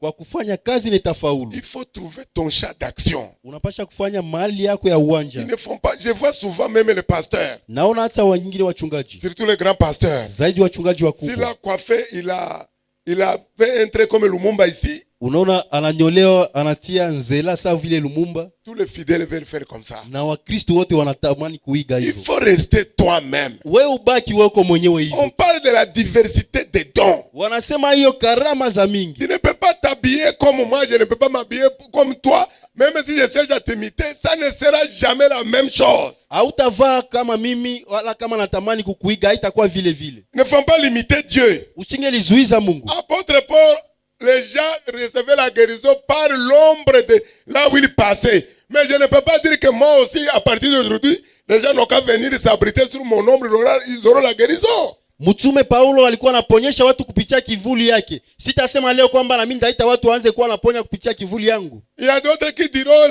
qui parlent même de mouchoirs. Si ça a été utilisé, c'était un exemple de nous montrer la diversité de la manifestation des dons du Saint-Esprit. Mais ça ne doit pas devenir une doctrine. Na kuna wengine wanatumia hata ile mamushwara. Kama Mungu alimtumia hivi, haitakuwa sasa kama vile mila kila mtu anaanza kuyatumia. Si Dieu me dit dans l'obéissance, fais le doigt comme ça. Kama Mungu ananiambia ndani ya utiifu fanya kidole. C'est moi qui ai reçu l'instruction qui sait si je fais comme ça ce qui va se passer dans la salle. Mimi ndio nimepokea hiyo wakati Mungu ananiambia nifanye hivi, najua nini ambayo itapitikana ndani ya salle. Si tu copies ça ne marchera pas. Kama uiga ile haitatemeka kwa. Lors de la délivrance. Kwa ndani ya ufungulivu. C'est le moment où il faut être beaucoup plus sensible parce qu'il peut te dire touche la personne sur la tête au milieu. Ni wakati unafanya ufungulivu ndio unapaswa kuwa kwenye makini, wakati unasikia Mungu anakuambia gusa yule mtu katika kichwa. Tu mets seulement les doigts, tu ne dis rien. Unatia tu kidole na useme kitu. La délivrance devient automatique. Na hiyo ufungulivu inakuwa pale pale. Pourquoi? Kwa nini? Parce que Dieu lui, c'est lui qui sait pourquoi il t'a demandé de toucher ici ou toucher, surtout par exemple l'esprit de serpent. On dit souvent toucher ici ou bien ici au niveau de la gorge. Zaidi hiyo ambayo inakuwa roho ya nyoka, wanakuambia uguse hapa kwenye shingo ama ndani ya kichwa. Il y a ceux dont on demande de toucher le nombril. Na wengine wanawaambia aguse kitofu. Quand c'est une femme ou une fille, kama ni mwanamke ama tu es obligé d'appeler notre femme, toi homme tu vas commencer à introduire le doigt là-bas. Unapasha kuita njoo mwanamke mwingine, hapana wewe mwanaume njoo kwa. C'est notre femme qui va mettre le doigt sur sa camarade. Na mwingine mwanamke njoo anapasha tia mkono mahali hapo. Alléluia. Amen. Nous allons voir maintenant, nous devons savoir que nous sommes différents. Tunapasha kugundua kwamba tuko tofauti. Et opérer selon l'esprit et le don que tu as reçu. Na kufanya kazi kupitia roho ambayo umepokea. Je vous ai dit, personne ne peut oser dire que lui n'a rien reçu. Hakuna mtu ambaye anaweza sema kwamba yeye hakupokea kitu. Mais chacun a reçu. Lakini kila mmoja alipokea. Il doit retourner auprès du Père pour savoir, surtout ceux qui parlent la langue. Tu ne peux pas parler la langue et terminer comme une personne ordinaire. Hawezi sema kwa lugha na unamaliza kama mtu wa kikawaida. Dernièrement, j'ai demandé à quelqu'un qui a reçu le baptême ici. Kuko mtu ambaye nimuliswali hapa, alimwambia alipokea ubatizo hapa, nikamwambia. Ça répond que c'est parti. Akamwambia kwamba imeisha. Je dis c'est parti où? Imeenda wapi? Ça ne peut jamais partir. Haiwezi enda kamwe. C'est toi qui n'es pas conscient de sa présence. Wewe njoo ujue ile uwepo wake. Je n'ai pas prié pour la personne. Sikumwombea ule mtu. C'était ici. Je lui dis parle maintenant. Nikamwambia sema sasa. Continue à parler, parle. Endelea kusema, endelea kusema. Il a explosé encore, il a commencé à parler. Akasema tena zaidi sana. Parce que le Saint-Esprit n'est pas venu pour faire le transit et continuer. Kwa kuwa Roho Mtakatifu hakukuja tu kufanya skala na kuendelea, hapana. Mais Satan te fera croire. Shetani atakuelewesha. Tu crois que la langue là est encore là? Unafikiria kwamba ile kusema lugha tena iko pale? Donc nous allons repartir comme j'ai dit que c'est pour planter le décor du séminaire. Nikasema tutaenda kisha kuweka mwanzo ya semina yetu. Dans les 9 dons, c'est réparti en 3 catégories. Katika hiyo vipawa kenda inakuwa inagawanyika ndani ya vipawa 3. Il y a le don de révélation. Kuna hiyo vipawa vya kufunuo. C'est-à-dire la parole de sagesse. Inamaanisha hiyo maneno ya la parole de connaissance. Maneno ya ujuzi. Le discernement des esprits. Na kutofautisha maroho. Les 3 dons souvent vont de pair. Mara mingi inatembea pamoja hiyo vipawa 3. Et c'est donc tout évangéliste. Na kila mwinjilisti. Même un inconscient qui évangélise, il doit avoir ses dons.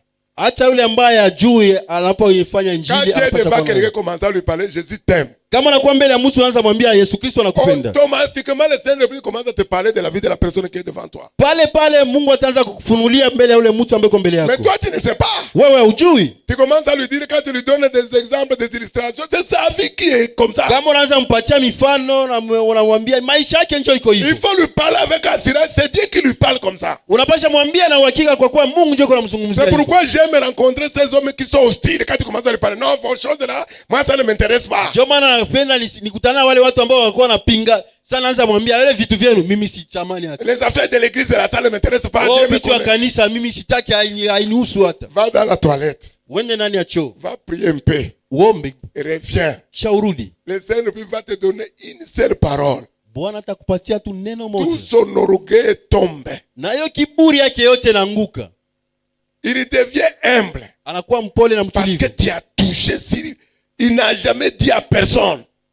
kwa kuwa umegusa, kwa kuwa kitu ambaye hajawahi kuambia mtu. Tu touches Cyril une vérité que lui seul connaît. Unagusa siku kweli yake ambayo yeye mwenyewe ndio Il anajua. sait que personne d'autre ne peut connaître ça si ce n'est pas Dieu. Anajua kwamba hakuna mtu mwingine anaweza kujua kama iko tu Mungu. Voici le premier signe. Tu vas voir qu'il devient très calme.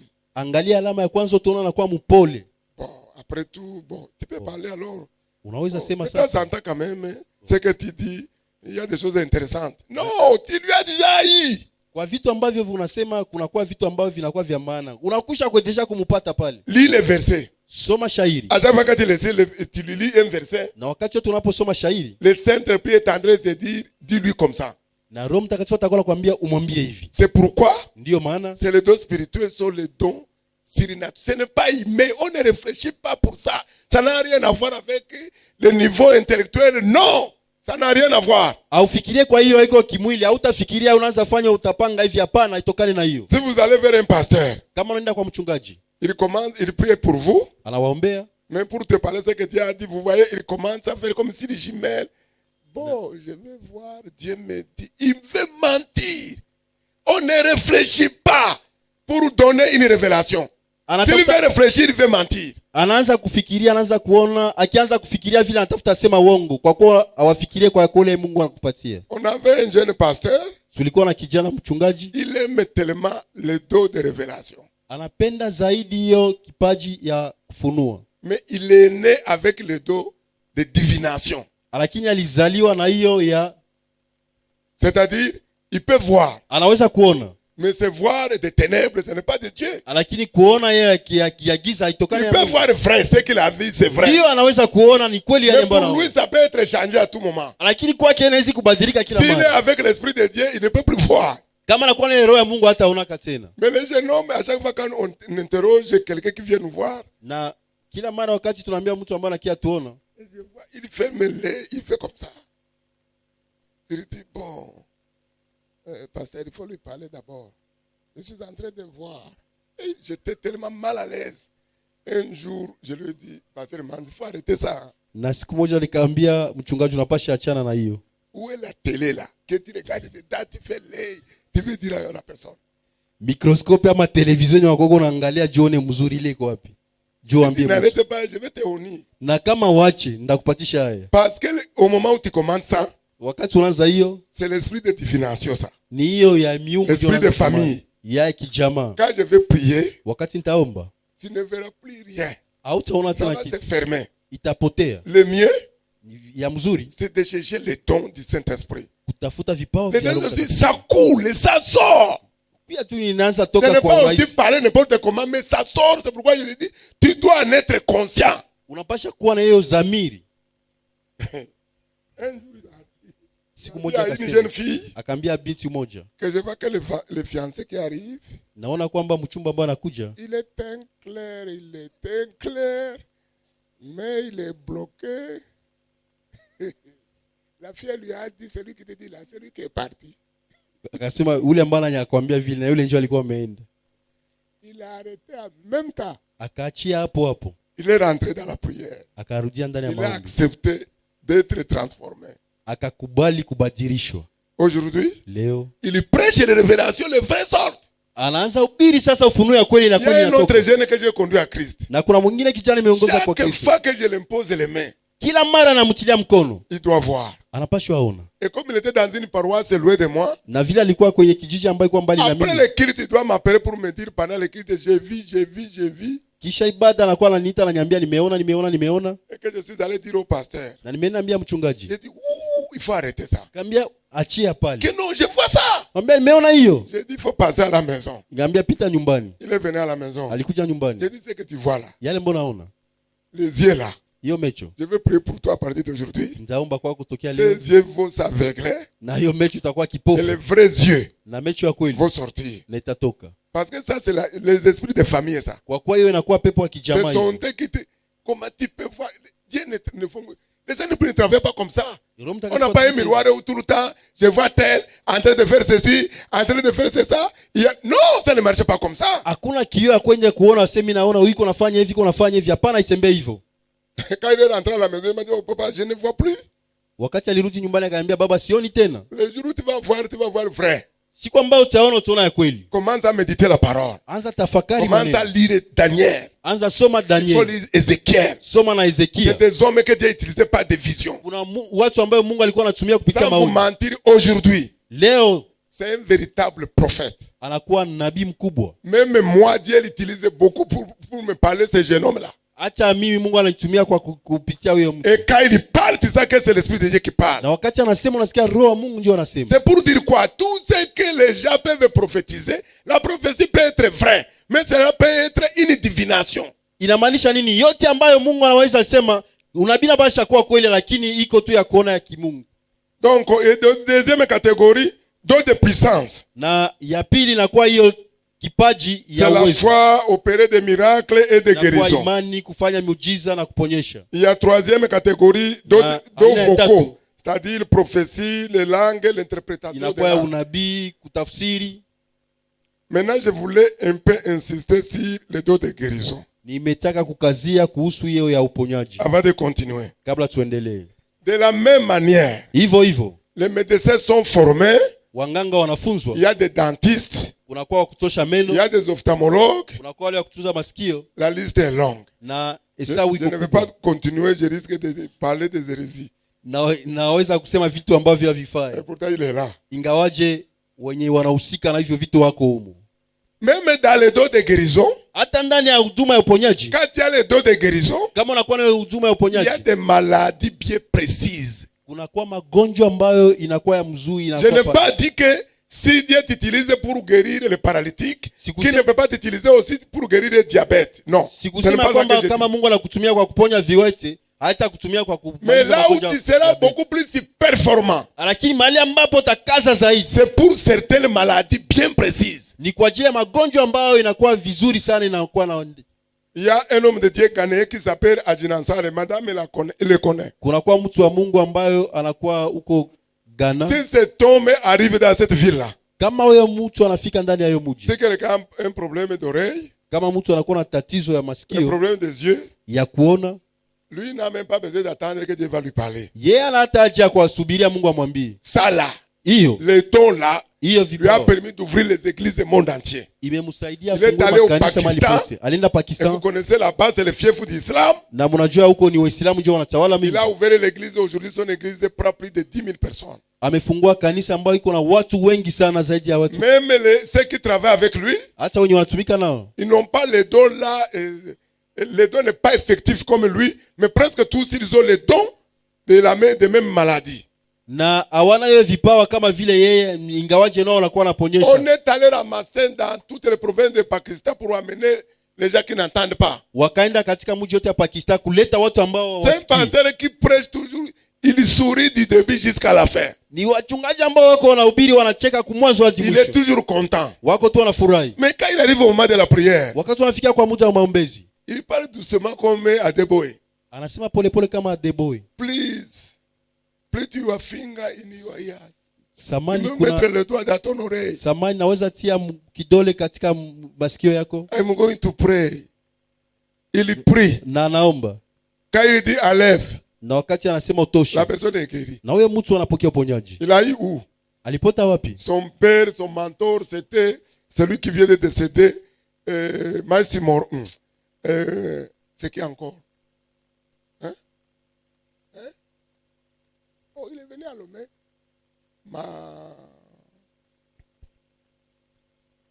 Karambiro aussi l'a amené au Burkina.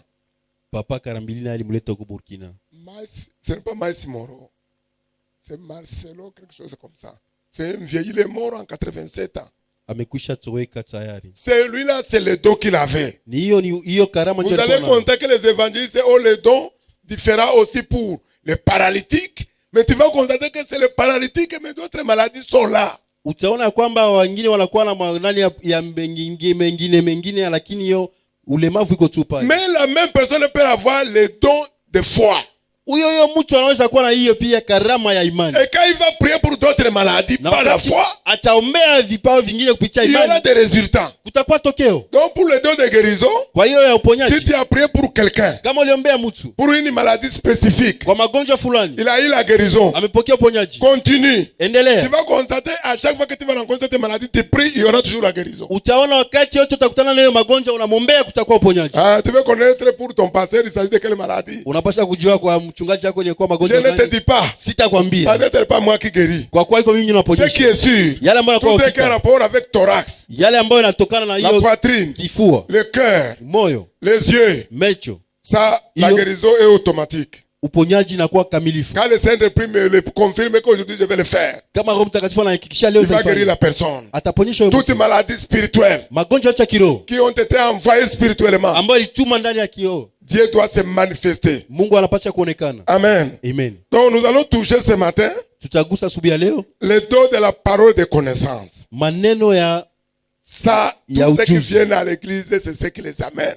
wote ambao wanakuja kanisani ni yeye njoo. Malheureusement, nous confondons tout. Mara tunachanganisha La vyote. parole de connaissance est différente de la parole de sagesse. Maneno ya ujuzi inakuwa tofauti na hiyo ya Elle hekima. est différente d'une prophétie. Inakuwa na utofauti vile vile na Quand unabii. tu donnes une parole qui est vraie, Kama unapana neno ambayo iko la kweli personne te dit que tu prêchais, tu as prophétisé. Je n'ai pas prophétisé. na mtu atakwambia wakati uko na ubiri umetabiri, sikutabiri. La parole de connaissance t'apporte une solution tout de suite. Lakini inaleta suluhisho mara pale pale. Alléluia. Amen.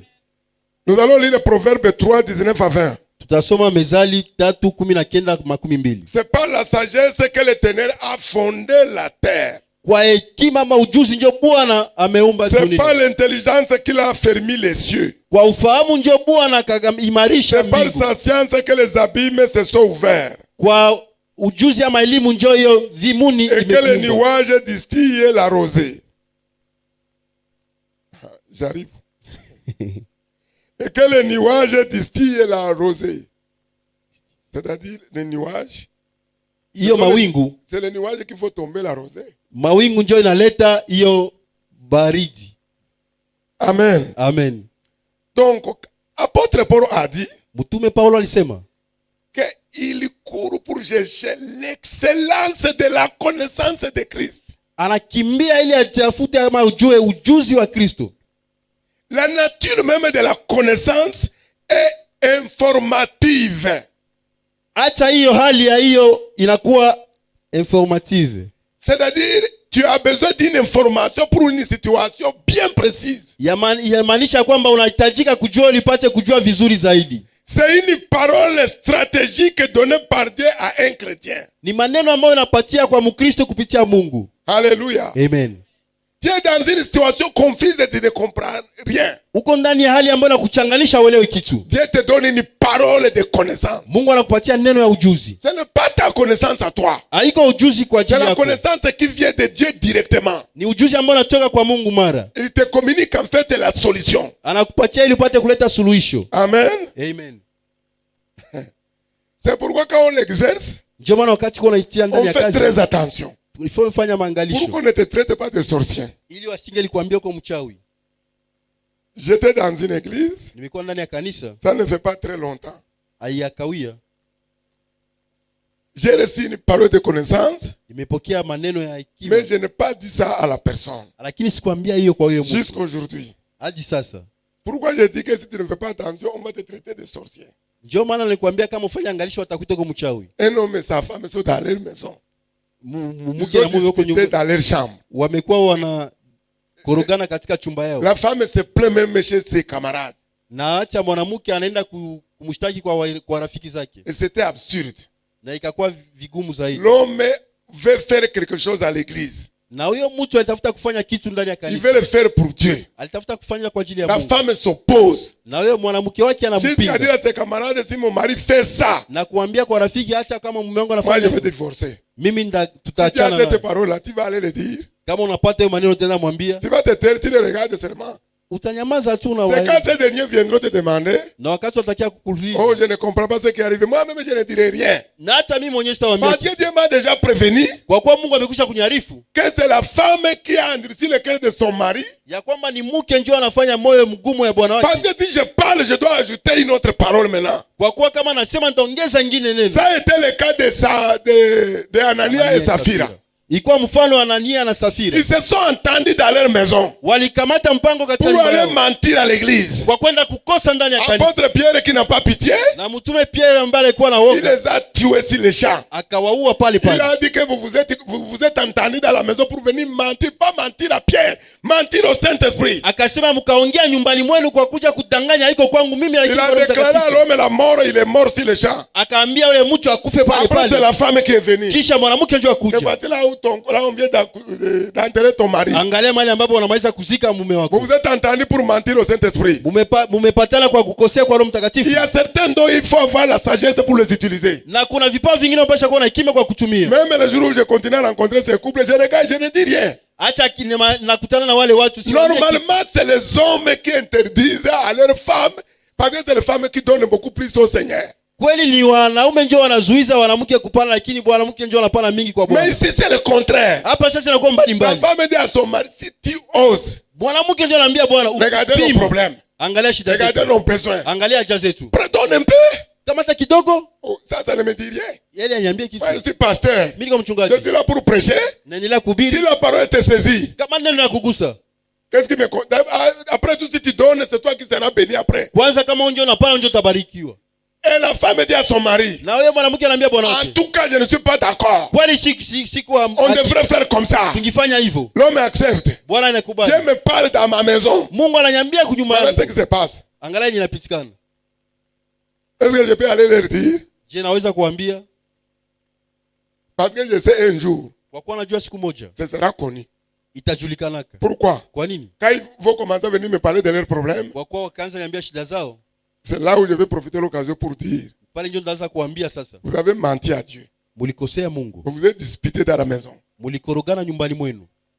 Parfois même, je ne le dis pas. Quand la personne est endurcie du cœur là, Acha mara siseme kama mtu anafanya moyo surtout mgumu, quand la personne est cupide, na zaidi kama mtu anaipenda pesa kiasi, je ne vais rien lui dire. sitamwambia kitu, Parce que nous serons détruits par ce que nous aimons. kwa kuwa tutaharibishwa kupitia yale ambayo tunapenda zaidi. Personne ne te tuera, ni Dieu ne te tuera. Hakuna mtu atakuwa, hata Mungu atakuwa Mais c'est pas nos propres, c'est que nous aimons plus. zaidi ya ile ambayo tunapenda zaidi sana, C'est ce qui va nous emporter. na ile ndio itatubeba.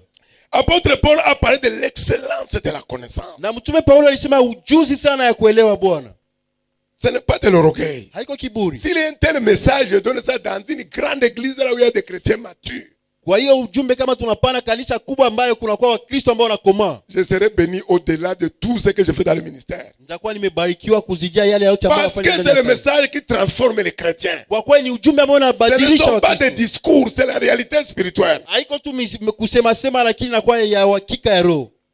Vous savez, dans chaque combat devant lequel tu te trouves, Unajua, kwa kila mapambano ambayo unakutana ndani, c'est une opportunité que Dieu te donne pour avoir la connaissance élevée, pour que demain si tu rencontres un autre combat, tu puisses utiliser les mêmes armes ou bien la même expérience que tu as vécue pour pouvoir surmonter la ni situation. mtu mzuri ambayo wakati unapitia hiyo hali ambayo uliyopitia inakusaidia tena upate kushinda na kupanda zaidi wakati yote unapopitia ndani ya matatizo. C'est-à-dire les problèmes viennent pour nous permettre à ce que ce qui est à l'intérieur de nous puisse sortir, soit par la prière. Parce que Romains 8, verset 26 dit que parfois nous ne savons pas quoi prier.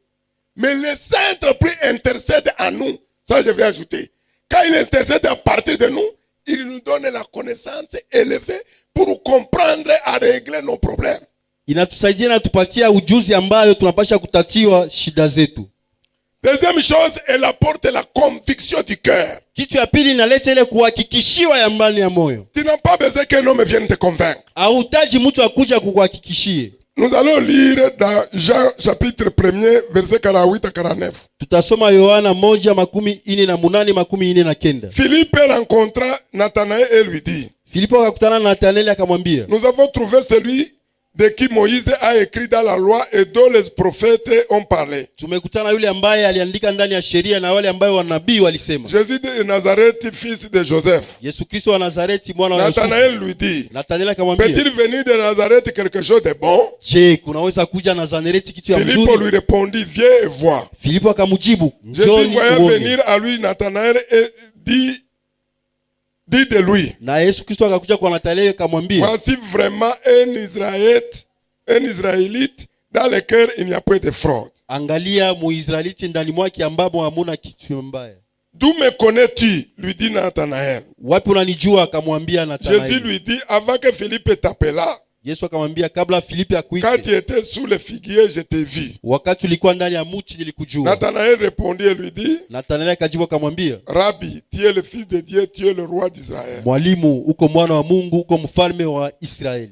Quand la parole de connaissance sort, wakati maneno ya ujuzi inatoka, elle convainc le cœur. Inahakikishia moyo. Ici, Nathanaël était étonné. Hapa Nathanael akashangaa. Comment Jésus pouvait connaître toute sa vie? Namna gani Yesu Kristo alipasha kujua maisha yake? Comment il a su qu'en lui il n'y avait pas de fraude? Namna gani alijua kwamba ndani mwake hamuna vitu ya mbaya? Le don de la connaissance te donne par exemple pour les hommes et les femmes d'affaires. Na hiyo napatia wale ambao wanafanya kazi, wanawake wana wanaume. Quand tu es un enfant de Dieu qui respecte tous les principes par rapport avec la prospérité selon la parole de Dieu. Kama uko mtoto wa Mungu ambaye unaheshimia ile yote ambayo inakuendelea kufikia maneno ya Mungu, Dieu te donne toujours la connaissance supérieure à ce que toi tu connais. Mungu atakupatia ujuzi ya juu zaidi kupitia ile ambayo wewe unajua. Il te donne toujours l'information que presque dans la vie les personnes n'ont cette information. Atakupatia hiyo ujuzi ama habari ambayo hakuna mtu ambaye atakuwa anaona ndani ya. C'est la connaissance de Dieu que tu as qui va te placer au-dessus de tous les hommes d'affaires et femmes d'affaires. Hiyo ujuzi ya kimungu ambayo unakuwa unaona itakuweka juu zaidi. Si tu es appelé par Dieu pour jouer la politique, kama umeitwa kwa Mungu wa kufanya hiyo politiki, tu n'auras pas besoin de mentir. hauna haja ya kusema uongo. Dieu te donnera la connaissance, tous les conseils que tu donneras, tout le monde sera obligé de se mettre à genoux pour te Mungu atakupatia ujuzi kila mara unapopana hiyo shauri. Mungu atakusaidia ipate kuupatia. Cette connaissance ne vient pas de tes livres, de ce que tu as appris. Hiyo ujuzi haitokani na hiyo vitabu ambavyo umesoma. C'est-à-dire Dieu t'inspire des choses surnaturelles. Inamaanisha Mungu anakufunulia vitu vya kiroho. Et c'est là où il dit que Dieu bénisse sa personne n'est jamais suivi de chagrin. Mahali ambapo wanasema wakati tunabarikiwa baraka zake zichangamane na mateso. Parce que tu es connecté à la connaissance de Dieu dans tout ce que tu veux faire. Kwa kuwa unambatanishwa na ujuzi ya Mungu kwa yote ambayo unapofanya. Tu reçois les stratégies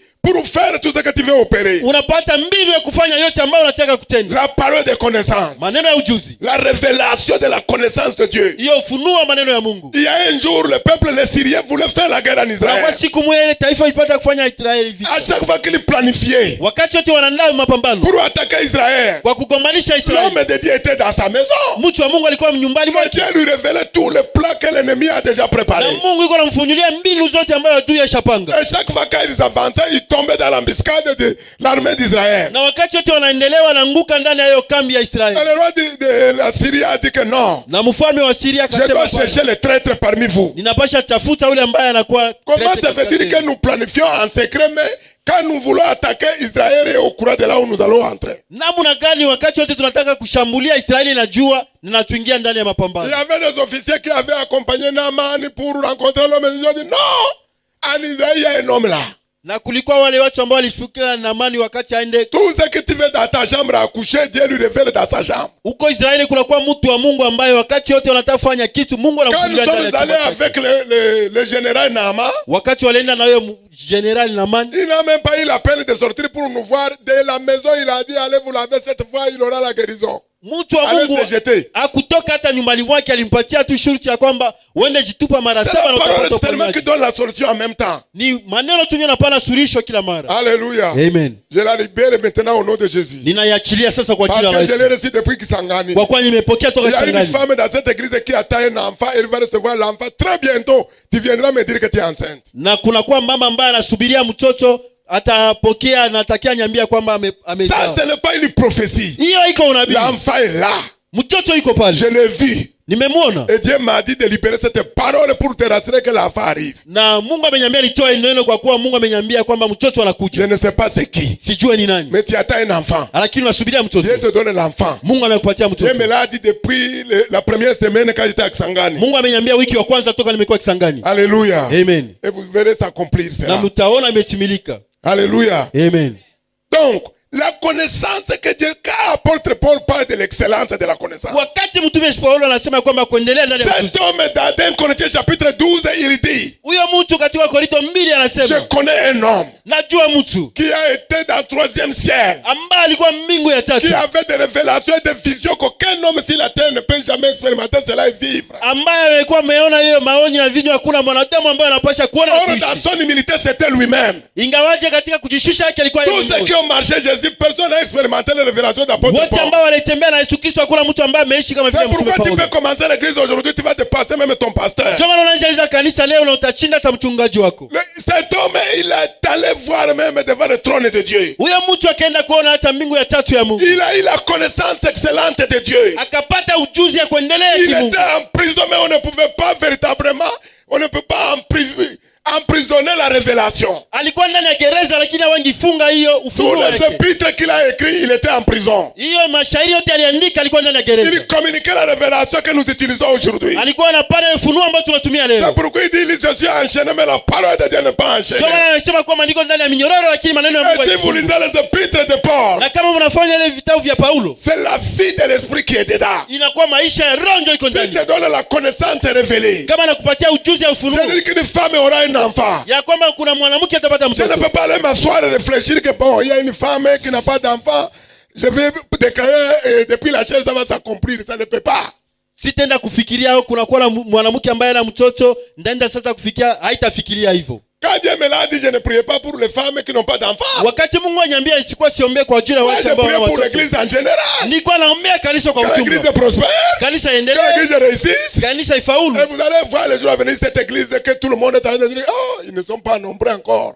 Nous Na allons mtaona- remplir au nom de Jésus. Na mtaona kanisa ambao watu wanasema tuko wengi, tutajaa kwa jina la Yesu C'est Kristo. maintenant même que les investisseurs veulent venir dans l'église au nom de Jésus. Ni hapa sasa ndio wale watu ambao watakuja kuendelesha kanisa Alléluia. Amen. La connaissance révélée de Dieu Ujuzi ya ufunuo ya Mungu apporte toujours une transformation, un changement dans la vie des enfants de Dieu. inaleta mabadilisho ndani ya watoto wa Mungu. Alléluia. Amen. Et je crois que c'est ce qui fait que mon épouse, à un certain moment, il y a des choses moi-même que je ne lui disais pas. Quand on était au Togo, Na wakati tulikuwa kwa Togo kuna vitu hata nilikuwa simwambie. elle avait commencé aussi à me prendre comme son mari est devenu sorcier. Alikuwa anaanza niambia na kwa kama vile mchawi. Il y a des choses que le Saint-Esprit va te donner. Kuna vitu ambayo Roho Mtakatifu Tu peux atakupatia. être dans la douche, il te parle. Unaweza kuwa ndani ya dusha na Tu kuongelea. sors. Unatoka. Tu dis, quelqu'un vient d'arriver ici, non? Quelqu'un me cherche. Wanasema kuna mtu anamaliza nitafuta hapa. Personne n'a sonné. Hakuna mtu Personne n'est analibia. venu à la maison. Hakuna mtu alikuja nyumbani. Mais moins de 2 minutes, Na kwa dakika 2 quelqu'un sonne. mtu Mais anakuja. Dieu t'a déjà dit ce qu'il amène. Mungu amekisha kuarifu yale ambayo analeta. Je me rappelle une fois, Nakumbuka siku moja quelqu'un est venu, mtu alikuja, madame était au service, mama alikuwa kwenye kazi. Dieu m'avait dit, Mungu akanyambia quelqu'un arrive mtu anakuja pour telle raison ou telle raison. kwa hiki na hiki na hiki, C'est pour une méchanceté. kwa ajili ya ukali. Il voulait me faire du mal. Alitafuta nifanyia Quand il est mabaya. arrivé à la maison, Wakati nifika nyumbani je lui dis, sors. nikamwambia toka, Tu n'as rien à me dire. hakuna kitu Ce que tu ananiambia. voulais faire là, je suis au courant. Yale ambayo utafuta Tu fanya voulais mimi faire ça najua. et ça et ça. Ulitafanya hiki na hiki na hiki. Est-ce qu'il peut s'asseoir? Je anaweza kuketi. En même temps, il s'est levé. Jusqu'à présent. Et puis il est dans l'église. Hein. Chaque fois qu'il me voit, après, chaque fois qu'il me voit, il dit aux gens que le gars là, il est sorcier. Na iko mtu wa kanisani. Na kila wakati anaponiona anambia huyo mtu ni mchawi. Quand 2-3 personnes m'ont dit, je leur ai dit, mais il faut aussi leur dire ce que tu voulais faire. Na wakati watu wawili ama tatu waniambia unapaswa sasa kuambia na yale sasa na wewe ulipata kufanya. On avait un pasteur sorcier. Tulikuwa na mchungaji mchawi. Le ministère. Utuma. On me l'amène qu'il va travailler à côté de moi. Wananiletea tatumika pamoja naye. Mon épouse est témoin. Na mama iko pale On a ni souffert mshuhuda. avec ce jeune homme. Tuliteseka pamoja na huyo kijana. Le temps de dormir, Wakati ya kulala, lui ne dort pas. yeye alalaki. Nous terminons une croisade, on est très fatigué. Tunamaliza mkutano wa zarani Quand on tunachoka commence à kiasi. dormir, Wakati tunaanza lala, lui sort. yeye anatoka. Ce n'est pas seulement sortir spirituellement, Haiko tu kutoka kiroho, même son corps. hata mwili Ça, wake. il marche, il sort. anatembea anatoka. Un jour, j'ai eu la parole de connaissance. Siku moja nikapata maneno ya ujuzi. Quand il voulait sortir, Wakati alitafuta je toka, lui ai dit, tu n'es pas fatigué. nikamwambia wewe uchoki, Tu vas aller là-bas encore. unatamani kwenda tena huko. Là où tu vas là. Kwenye unaenda Ce huko. que tu as fait hier, tu n'as pas vu que ça a échoué. Yale ambayo ulifanya Au jana ukaona moment kama où je l'ai dit, Mali ambapo nilikuwa c'est pourquoi il dit namwambia. on ne réfléchit pas. Je ne sais pas pourquoi je l'ai dit. Na mimi nilikuwa nasema sijue kwa nini nilikuwa namwambia. Là où tu es parti hier là, Kwenye ulienda jana huko. tu n'es pas fatigué. Hauchoki. Tu n'as pas vu que ça n'a pas marché. Haukuona kama haikufaulu. Plus je parle, Zaji nilikuwa plus le nasema Saint-Esprit ajoute. na Roho Mtakatifu anaongeza. Pourquoi tu es blessé? Kwani umelumia? Que non, en fait, je voulais te voir. Oh, nitamani Je kukuona. savais que je vais t'expliquer. Na kuna vitu nitakwambia. Mais tu as un problème spirituel. Unakuwa na shida ya kiroho. Tu vas mourir avec moi si tu oses faire ces choses-là. Utakufa pamoja kama unaendelea kufanya hivi vitu. Faut aller demander l'affectation. Sinon, avec moi, tu vas mourir. Unapasha kuambia bakutume fasi nyingine kama Il a attaqué les gens que nous sommes venus évangéliser. akashambulia watu ambao tulikuja kupatia Et le injili. Saint-Esprit me l'a révélé sans que je ne sois avec lui. Na Roho Mtakatifu akanifunulia kabla nikuwe pamoja naye. Il a gâté le groupe électrogène. Akaribisha hiyo. On reparle quand on finit, il gâte ça encore. Il est quelque part, il est là. Les gens repartent, il se met debout. Il suffit qu'il prononce une parole. Watu wanatengeneza inaribika sasa wanatamka neno. C'est Joseph. Après, Ni Yusufu kisha on était fatigué. tulikuwa tunachoka. On est à dire, parce que comme dans l'église, à cause de l'hypocrisie, on ne dit pas que le pasteur est sorcier. Kwa kuwa mkanisani hatusemi kwamba mchungaji iko mchawi. On dit qu'il a eu besoin d'être aidé spirituellement.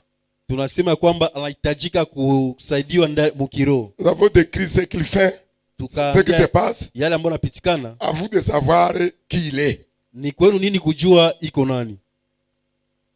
Et comme je lui ai dit, mais il faut arrêter ces choses-là. Nikamwambia unapasha kuachana na hivyo vitu. Maintenant, il est obligé de confesser. Sasa akakiri na En akatubu. fait, quand je suis né, quand j'étais enfant, Kweli. je suis adepte de voodoo. Wa kweli nilikuwa mtoto, nimekuwa nimeabudu hiyo. Quand on va rentrer à Lomé, Wakati tarudia huko Lome, je viendrai te voir à la maison nitakuja kuona nyumbani et tu vas prier pour moi. na utaniombea. Je dis, toi, tu as fait 5 ans Wewe umefanya miaka 5 de la théologie. ndani ya teolojia Et tu continues à traîner. Je n'appelle pas le nom, je dis, et tu continues à traîner ces choses-là. na ukaendelea kubakia na hivyo vitu. Ce n'est pas moi qui allais prier pour toi. Sio mimi nyo ndaomba kwa ajili yako. Tu n'es pas prêt Hauko tayari pour servir Dieu. kwa kutumikia Si Mungu. tu étais prêt, Ungekuwa tu tayari, donnerais ta vie. ungepana Mais si tu maisha. continues Kama à unaendelea vouloir gâter le travail cette tournée, na kuendelea kuharibisha kazi na ukarudi, moi, je ne vais pas rentrer avec toi à Lomé. mimi sitarudia pamoja wewe na Nous allons Lome. t'enterrer au village. Huku ndio itakuwa masimetiere yako. Il n'a plus attaqué. Akunishambulia On est tena, rentré. tukarudi, On l'a affecté. tukamtuma fasi nyingine. La parole de connaissance. Maneno ya ujuzi. Elle te donne l'intelligence que tu n'as pas. Anakupatia ufahamu ambayo hauna. Dieu devant quelqu'un commence à te dire des choses devant lui. Huko mbele ya Surtout mtu les anaweza kuambia hypocrites vitu. là. Zaidi ya Il wale te ambao dit des choses contraires. anakuambia vitu mbalimbali. Il faut être de rester avec lui dans son hypocrisie. Ubaki kwanza ndani ya ile Mais hypocrisie. toi, Dieu te dit ce qui se passe véritablement en lui. Lakini Mungu iko nakufunulia nini ambayo inapitikana ndani mwake. Nous allons lire le dernier verset. Tutasoma shairi ya mwisho.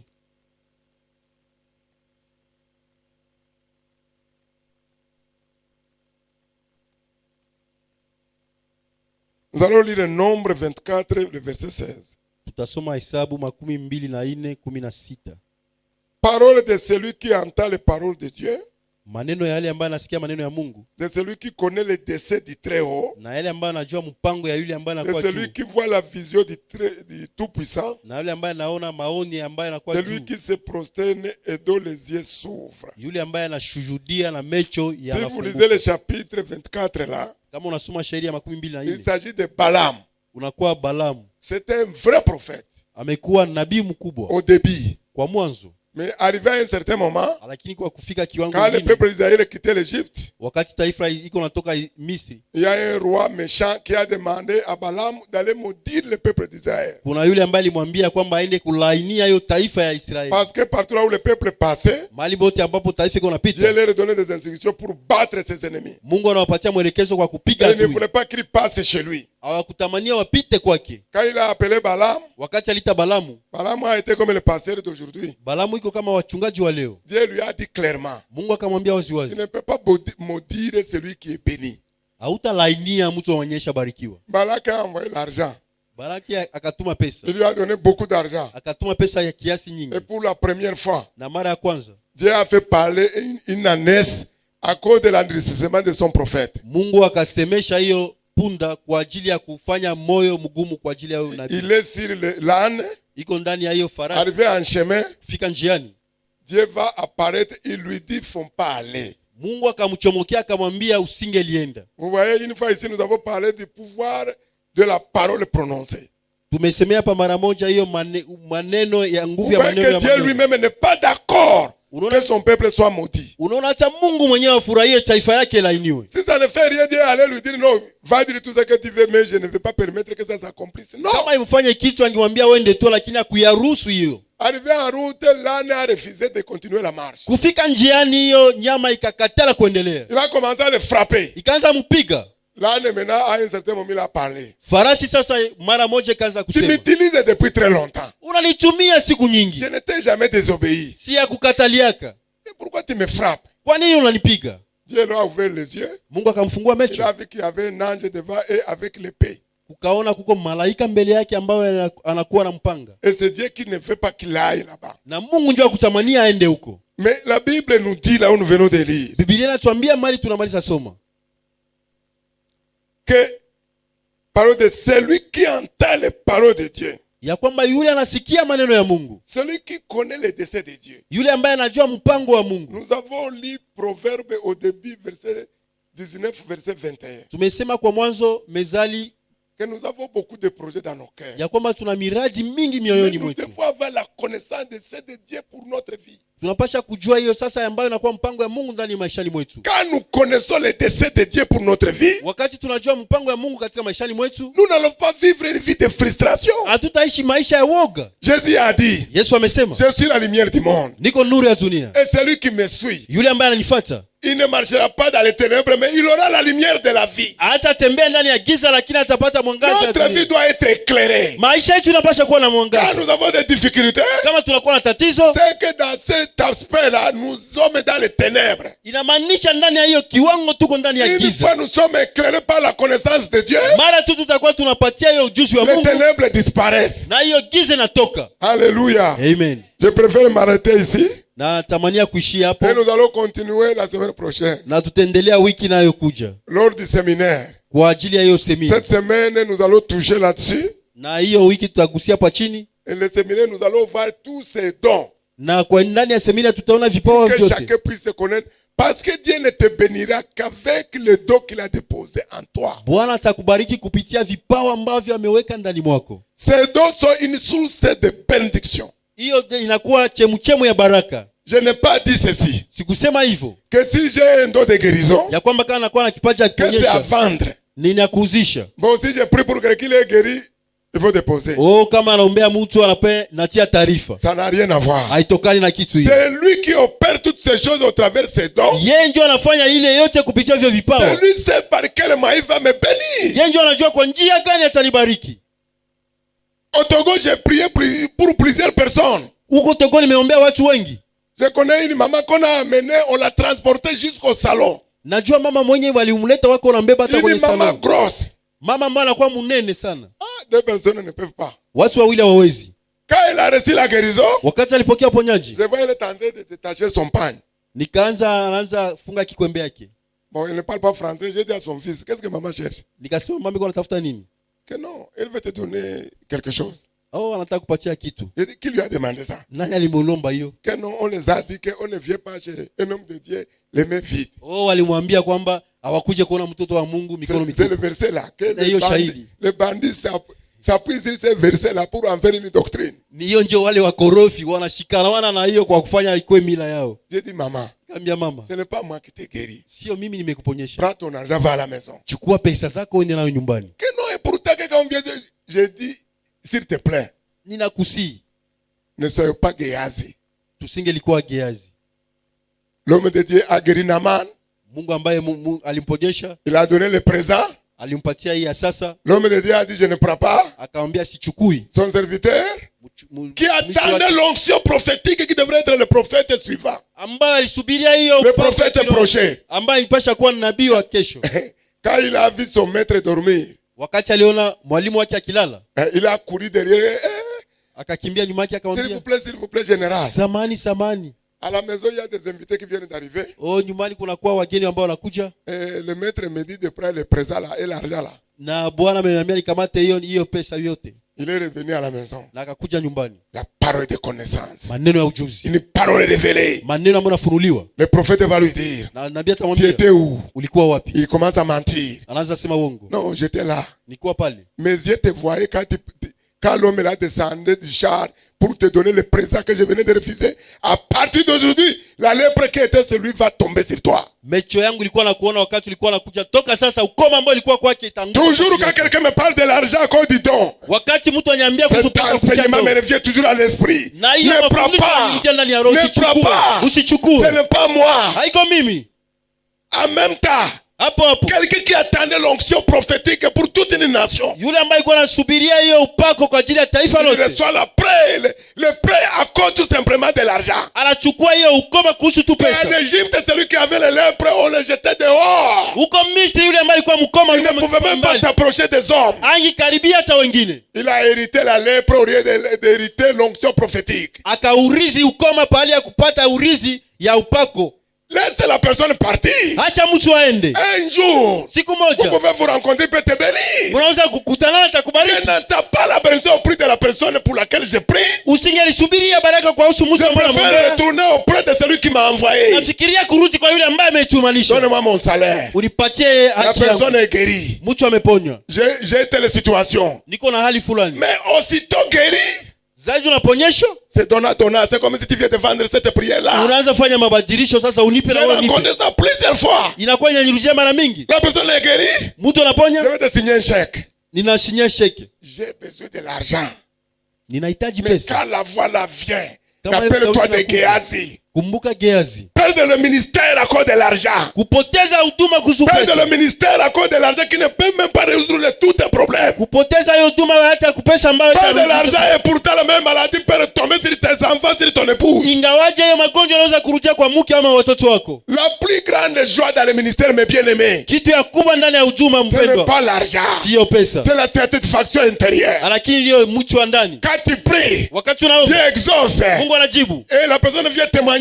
Mtu anakia kushuhudia que le Seigneur l'a fait. Yamba Bwana amefanya. Tu es tellement heureux. Unafurahia. Qui suis-je pour prier pour X ou Y? Mimi ni nani niombe mtu fulani na apokea uponyaji? C'est la plus grande satisfaction. Inakuwa furaha kubwa. Qui suis-je pour prononcer cette parole sur la nation et cette parole s'accomplit? Mimi ni nani kwa hii taifa kwa kusema hiyo neno na hiyo neno itimilike? Nous ne sommes pas là pour répondre aux besoins de l'argent. Hatuko pale kwa ajili tu ya kujibu kwa ajili ya pesa. Dieu ne te donnera pas l'argent. Mungu atakupa pesa. Il te donne la connaissance révélée. Atakupatia ujuzi ambao unafunuliwa. Connaissance qui te donnera l'argent. Na hiyo ujuzi ndio utakupatia pesa. C'est connaissance qui te donnera quelle voie à suivre pour avoir l'argent. Na hiyo utakupatia namna gani utafuata kupata pesa. C'est la connaissance qui donne tout ce dont nous avons besoin. Na hiyo ujuzi ndio unapana yote tunakuwa nayo. C'est la connaissance qui te donne la voie à suivre pour atterrir de notre côté. Na hiyo ujuzi ndio utakupatia njia ya kufuata kwa kufika. Quand tu as la connaissance, tu n'as plus besoin de prier. Wakati unakuwa na ujuzi hauna haja kuomba. Quand tu as une connaissance révélée, tu marches dans les instructions que tu as reçues. Wakati unakuwa na hiyo ujuzi unapata kufuatana hiyo mila ambayo umefanya. Quand tu as la connaissance élevée, les hommes ne te comprendront pas. Na ile unakuwa na ujuzi ndio watu hawatakuelewa. Il faut obéir à celui qui t'a donné la connaissance là. Watatii kwa yale ambayo kupatia hiyo ujuzi. C'est cette connaissance qui nous place au-dessus de tout le monde. Hiyo ujuzi ndio inatuweka juu ya watu wote. Quand tu as cette connaissance, kama unakuwa na hiyo ujuzi dans les affaires, katika kazi, dans ton travail, ndani ya kazi, c'est que tu as appris, tu es médecin. Yale ambayo unafanya kama mais si tu as la connaissance révélée sur la médecine, kama unakuwa na hiyo ujuzi ambayo unafunuliwa ndani ya uganga, ajoute ce que avec la connaissance intellectuelle, unaongezea na hiyo akili yako, tu deviens un médecin recherché par tout le monde sur la terre. Unakuwa mganga ambaye unatafutisha kwa watu wote chini ya dunia. Parce que la connaissance intellectuelle, kwa kwa hiyo ujuzi ya kimasomo, tu la mixes avec la connaissance révélée de Dieu, unaichanganisha na ile ambayo unafunuliwa na kimungu. Ça ne peut que produire les résultats extraordinaires. Inapaswa kufanya vitu ambavyo visingelikuwa vya kawaida. Au nom de Jésus. Kwa jina la Yesu. Quand tu parles, wakati unasema, même le grand prophète écoute. Acha wakubwa wanasikia. Parce que toi tu n'es pas céleste. Kwa kuwa wewe uko chini ya dunia. Tu es connecté en haut. Wewe unambatana na uko ya juu. Où le ciel t'approvisionne avec la connaissance. Mahali ambapo mbinguni nakupatia kwa ujuzi wake. Et comme toute la richesse en Christ est scellée. Na vile ujuzi yote ndani ya Kristo umeweka muhuri. Qui va le télécharger pour te communiquer. Roho Mtakatifu ataileta kwa kukupatia. Sois béni par cette connaissance au nom de Jésus. Kwa hiyo ujuzi kwa jina la Yesu Kristo. Quitte ici ce matin. Kwa kutoka hapa asubuhi leo. Sans connaître pas une connaissance révélée de Dieu. Na hiyo ufunuo ya Mungu. Il y a une situation à corriger. corriger. Tu as quelque chose à arranger dans tes affaires. Tu as quelque chose qui veut transformer dans ton foyer. Ne te précipite pas. Ne fais pas les choix n'importe comment. Connecte-toi à la connaissance de Dieu qui est au-dessus des informations que tu as. Parce que lui, il connaît même la position de tes ennemis. Il connaît tout ce qu'il planifie avant de commencer. Il va les écarter par la connaissance qu'il te donnera.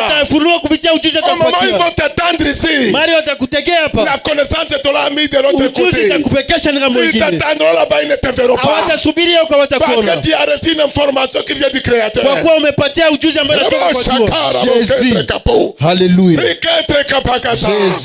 C'est cette connaissance qui nous distingue. Oui, aujourd'hui on ne nous consulte pas. Nous avons la connaissance de ce qui va se terminer cette guerre. Oui, je n'ai pas peur de le dire. Vous pouvez chercher les complices et vous allez enfermer tout le peuple. Mais il y a seulement une information.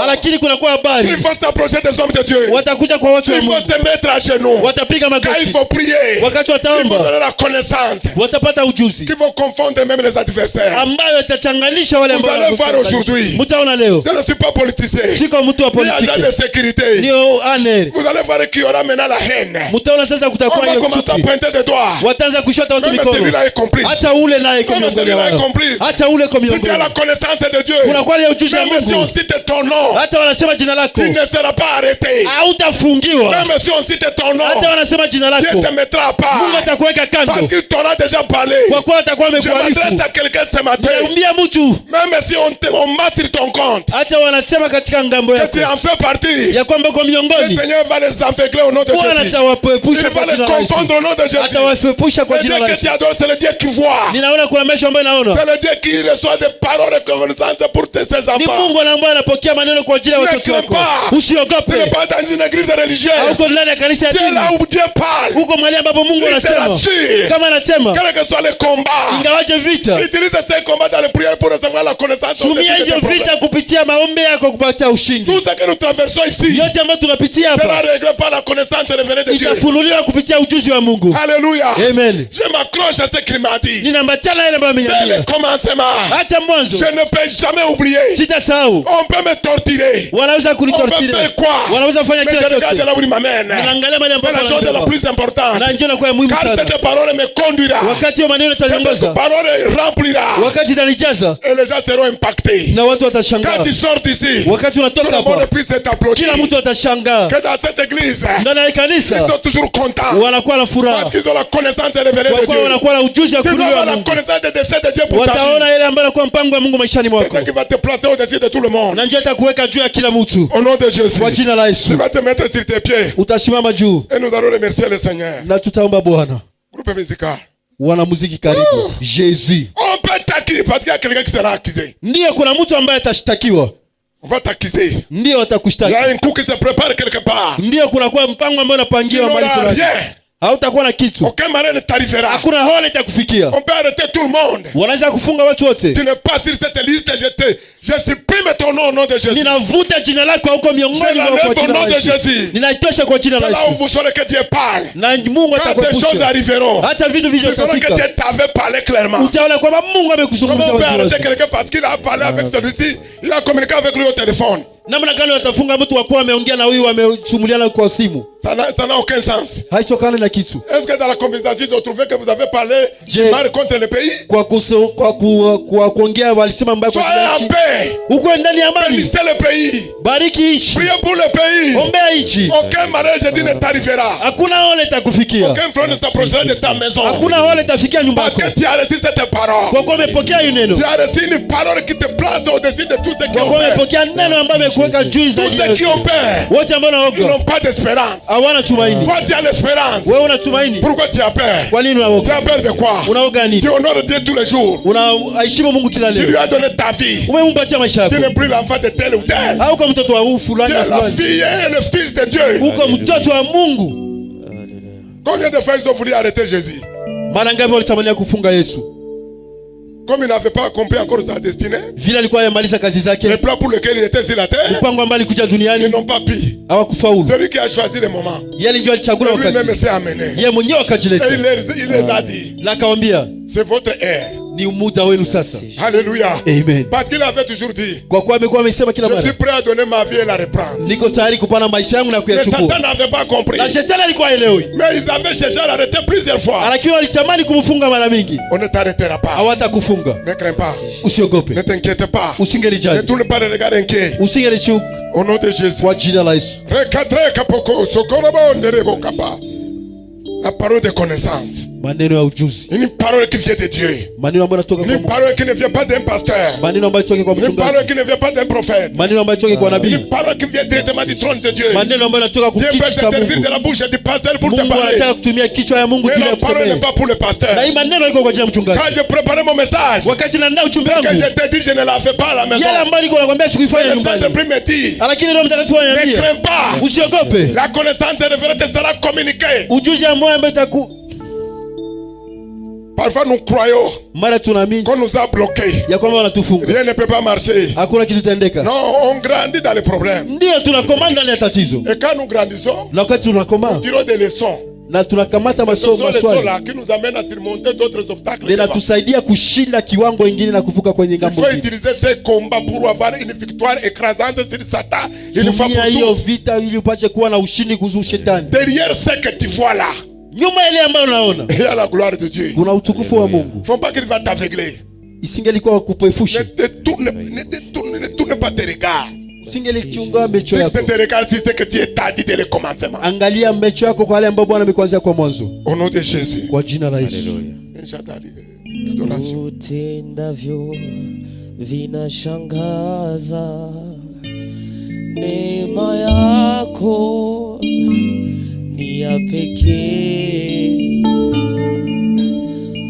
Utendavyo vinashangaza, neema yako ni ya pekee. Umwaminifu Bwana kwa ahadi zako, utendavyo vinashangaza, neema yako ni ya pekee. Umwaminifu Bwana kwa ahadi zako, umepigana vita vingi Yesu, sijasikia umeshindwa hata moja. Umepigana vita vingi Yesu, sijasikia umeshindwa hata moja. Commence à remercier le Seigneur pour cette parole. Anza ambia Bwana asante kwa ajili ya ujumbe. Dis au Seigneur merci. Ambia Bwana asante. Je comptais sur mes capacités. Nilikuwa nahesabilia kujuli ya ujuzi Je wangu comptais sur mes relations. kwa ajili ya uhusiano Et à wangu. partir d'aujourd'hui, je vais compter sur la connaissance révélée de Dieu. Toka sasa nitahesabia kuhusu ujuzi wa Mungu. Je vais connaître cette connaissance excellente Ninataka kujua hiyo ujuzi ambayo qui est inakuwa ya au-dessus ajabu, de la science, ambayo inakuwa zaidi ya qui ujuzi est ya au-dessus ufahamu, des hommes, ambayo inakuwa qui zaidi est ya au-dessus de la wanadamu, magie, ambayo inakuwa zaidi ya ushuda, qui est au-dessus de toute connaissance ambayo inakuwa na zaidi ya kila du ujuzi siècle présent, ya hali ya sasa du siècle à venir. na hali ambayo Cette itakayokuja. connaissance révélée de Dieu. Hiyo ujuzi ya ufunuo ya Mungu. Je vais être dirigé par cette connaissance. Natamani kuongozwa na hiyo ujuzi. Prie au nom de Jésus. Omba kwa jina la Yesu. Oh Seigneur Jésus.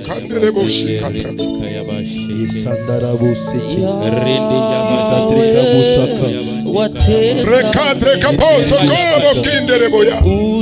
Recadre capaka sekerebo kitre capa. Yo sokorobo chico troca pakarabayaka.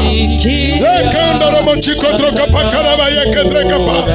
Recadre capaka sikorobo chico troca.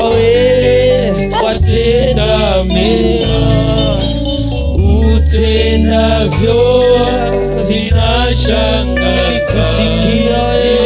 Kusikia sasa na Korobo shakanda robo kimba kapa. Yakatre kapaka sakorobo kindereboya. Yakatre kapaka sa. Yakandorobo chico troca pa. Yakatre kapaka. Ekondora machikotra kapa. Ekondora machikotra kapa. Yakatra kapika sekara bochikara boya. Yandara bakapa sekara bokitra kapa. Yakatra kapika sekara bokapa. Yakatra kapaka sekara bochikotra kapa. Hallelujah. When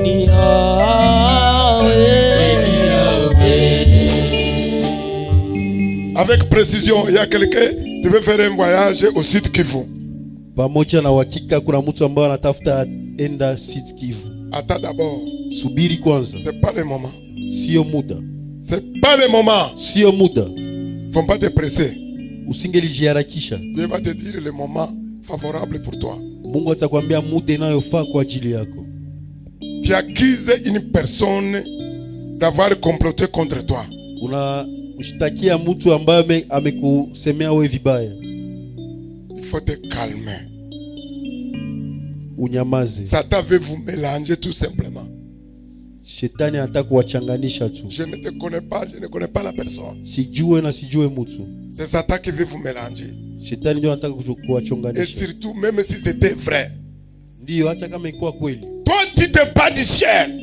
Wewe hauko hapo. Quel que soit ce qu'on peut raconter sur toi, Yote ambao wanaweza sema kwa ajili il faut yako. compter sur ton Dieu. Hesabia kwa Mungu wako. Les paroles des hommes sont éphémères. Maneno ya watu ni ya Ça kupita. va passer, ne t'agite pas. Ne rentre pas dans ces conflits inutiles. Itapita, usingeliingia ndani ya hiyo conflit. Au nom de Jésus. Kwa jina la Yesu. Il y a un jeune homme Kuna kijana qui est tellement tourmenté. umekuwa tourmenté. Reste tranquille. Baki kimya. Dieu ne parle pas à un cœur troublé. Mungu asemee moyo ambayo inachanganyikiwa. La solution ne viendra pas si tu es dans l'eau trouble là. C'est très difficile d'épuiser. Suluhisho haitakuja wakati uko ndani ya hiyo hali. Il faut rester tranquille. Baki kimya. Il faut lire Isaïe 30:15. Soma Isaya C'est dans la 30:15. tranquillité, dans le calme, Ndani ya ukimya na usalama que tu vas retrouver ton salut. ndio utapata wokovu wako. Reste calme, Baki kimya. sois serein, Baki ukishikamana et Dieu interviendra au nom de Jésus. na Mungu atajibu kwa jina la Yesu. Amen. Amen. Veuillez vous asseoir. Muketi.